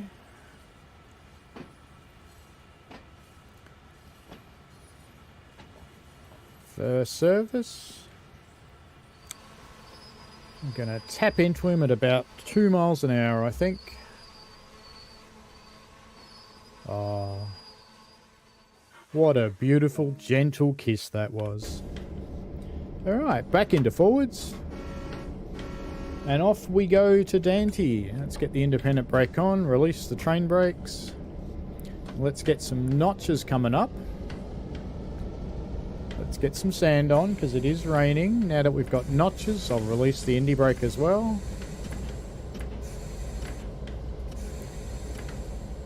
Lead sand goes under the front truck only, and the other sand goes under all the trucks. And I believe that this will actually apply this to the other locos on the lead of this train as well. Okay. Let's notch up another one. Hopefully we'll be okay with that and we won't slip. Train's a bit lighter now. Let's just have a quick check down the back. Our caboose does appear to be coming with us. Brakeman's in there going, yay, he remembered me, yay! It's not that I've ever left him behind or anything, but you know, he's celebrating, so it's all good. Grabbing another notch. Probably doing that on top of a set of points is not the smartest thing in the world, but we'll be alright. Back up to 10 mile an hour.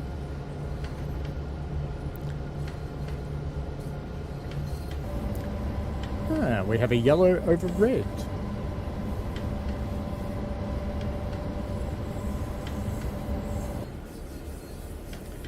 There it is. I see it just up there through the trees.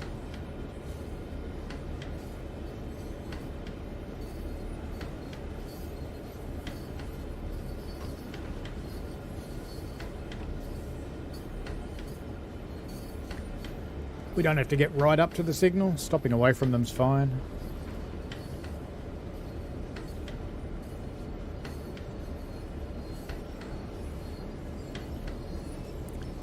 $5 miles an hour. And fast approaching 0. Now, since there's another train coming, we'll just dim our light. Alright, now that we've stopped, we'll do a full equalising brake application.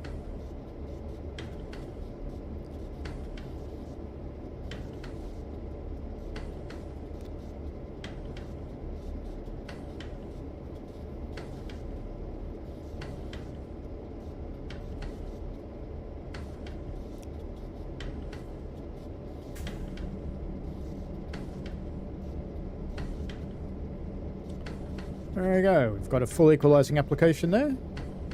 Independence on full as well. Into neutral. And we'll just knock our generator field off so the train can't go anywhere.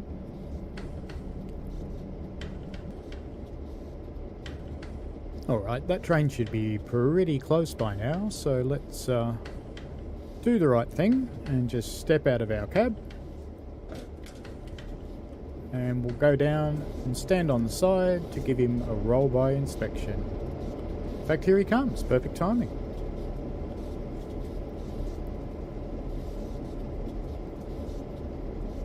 You look for dragging equipment, signs of a hotbox that might be glowing metal or smoke coming out of it. That's the axle boxes. If they're not properly lubricated, they can heat up and fail. And you look for dragging equipment or anything that's not quite loaded properly.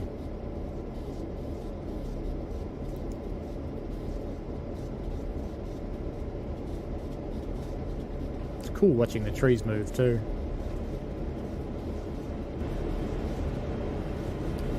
Number 806.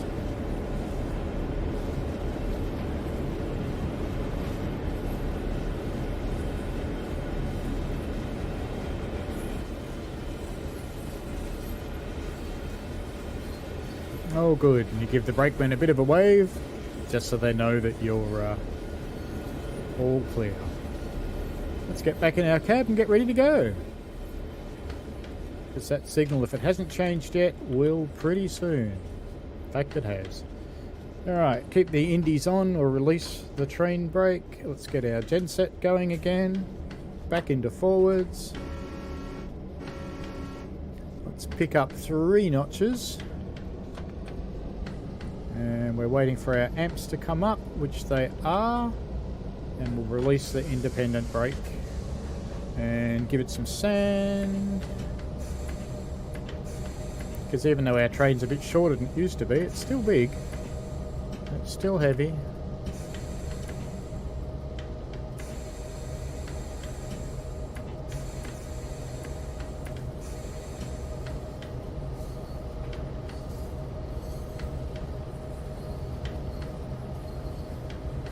Now that braking action I did before called a full equalising brake, or you may also call it a full service.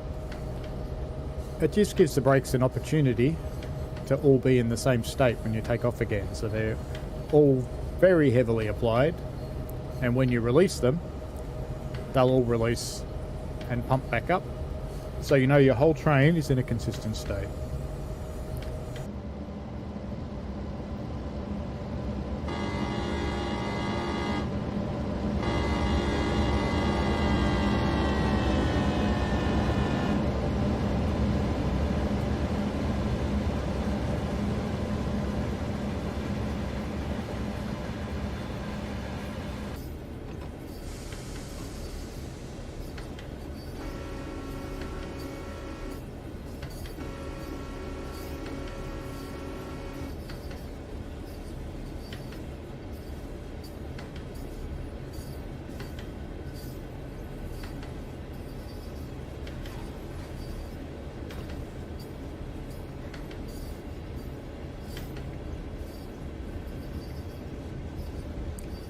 on the outskirts of Dant now. Got a yellow signal, no great surprise there, coming into the yard.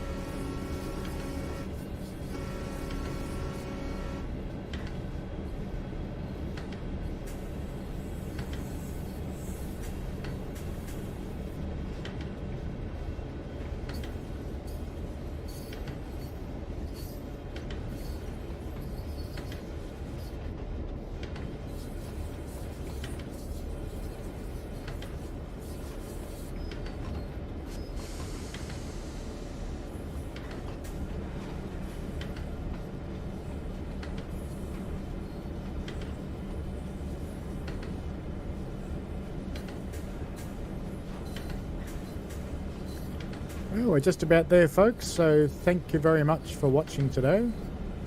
This route is 60% off in the Midweek Madness sale on Steam. I hope you've enjoyed this tour through the Greenbrier turn today. It's been a lot of fun. The female voice you heard where I was interviewing the engineer, just paying a little bit of attention to what I'm doing while I'm chatting with you. Her name is Megan, very good friend of mine from America.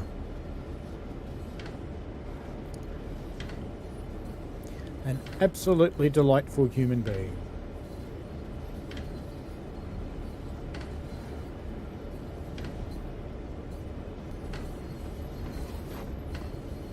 So I'd love to see you on my YouTube channel, TrainSimulatorDriver, all one word. There should be a link in the description. And full service brake. And there's another little part to the Greenbrier turn which takes these locomotives back to the shop. But that's it for today. So we're out of time. Thank you very much for watching. Remember, this route is 60% off. See you later. Bye.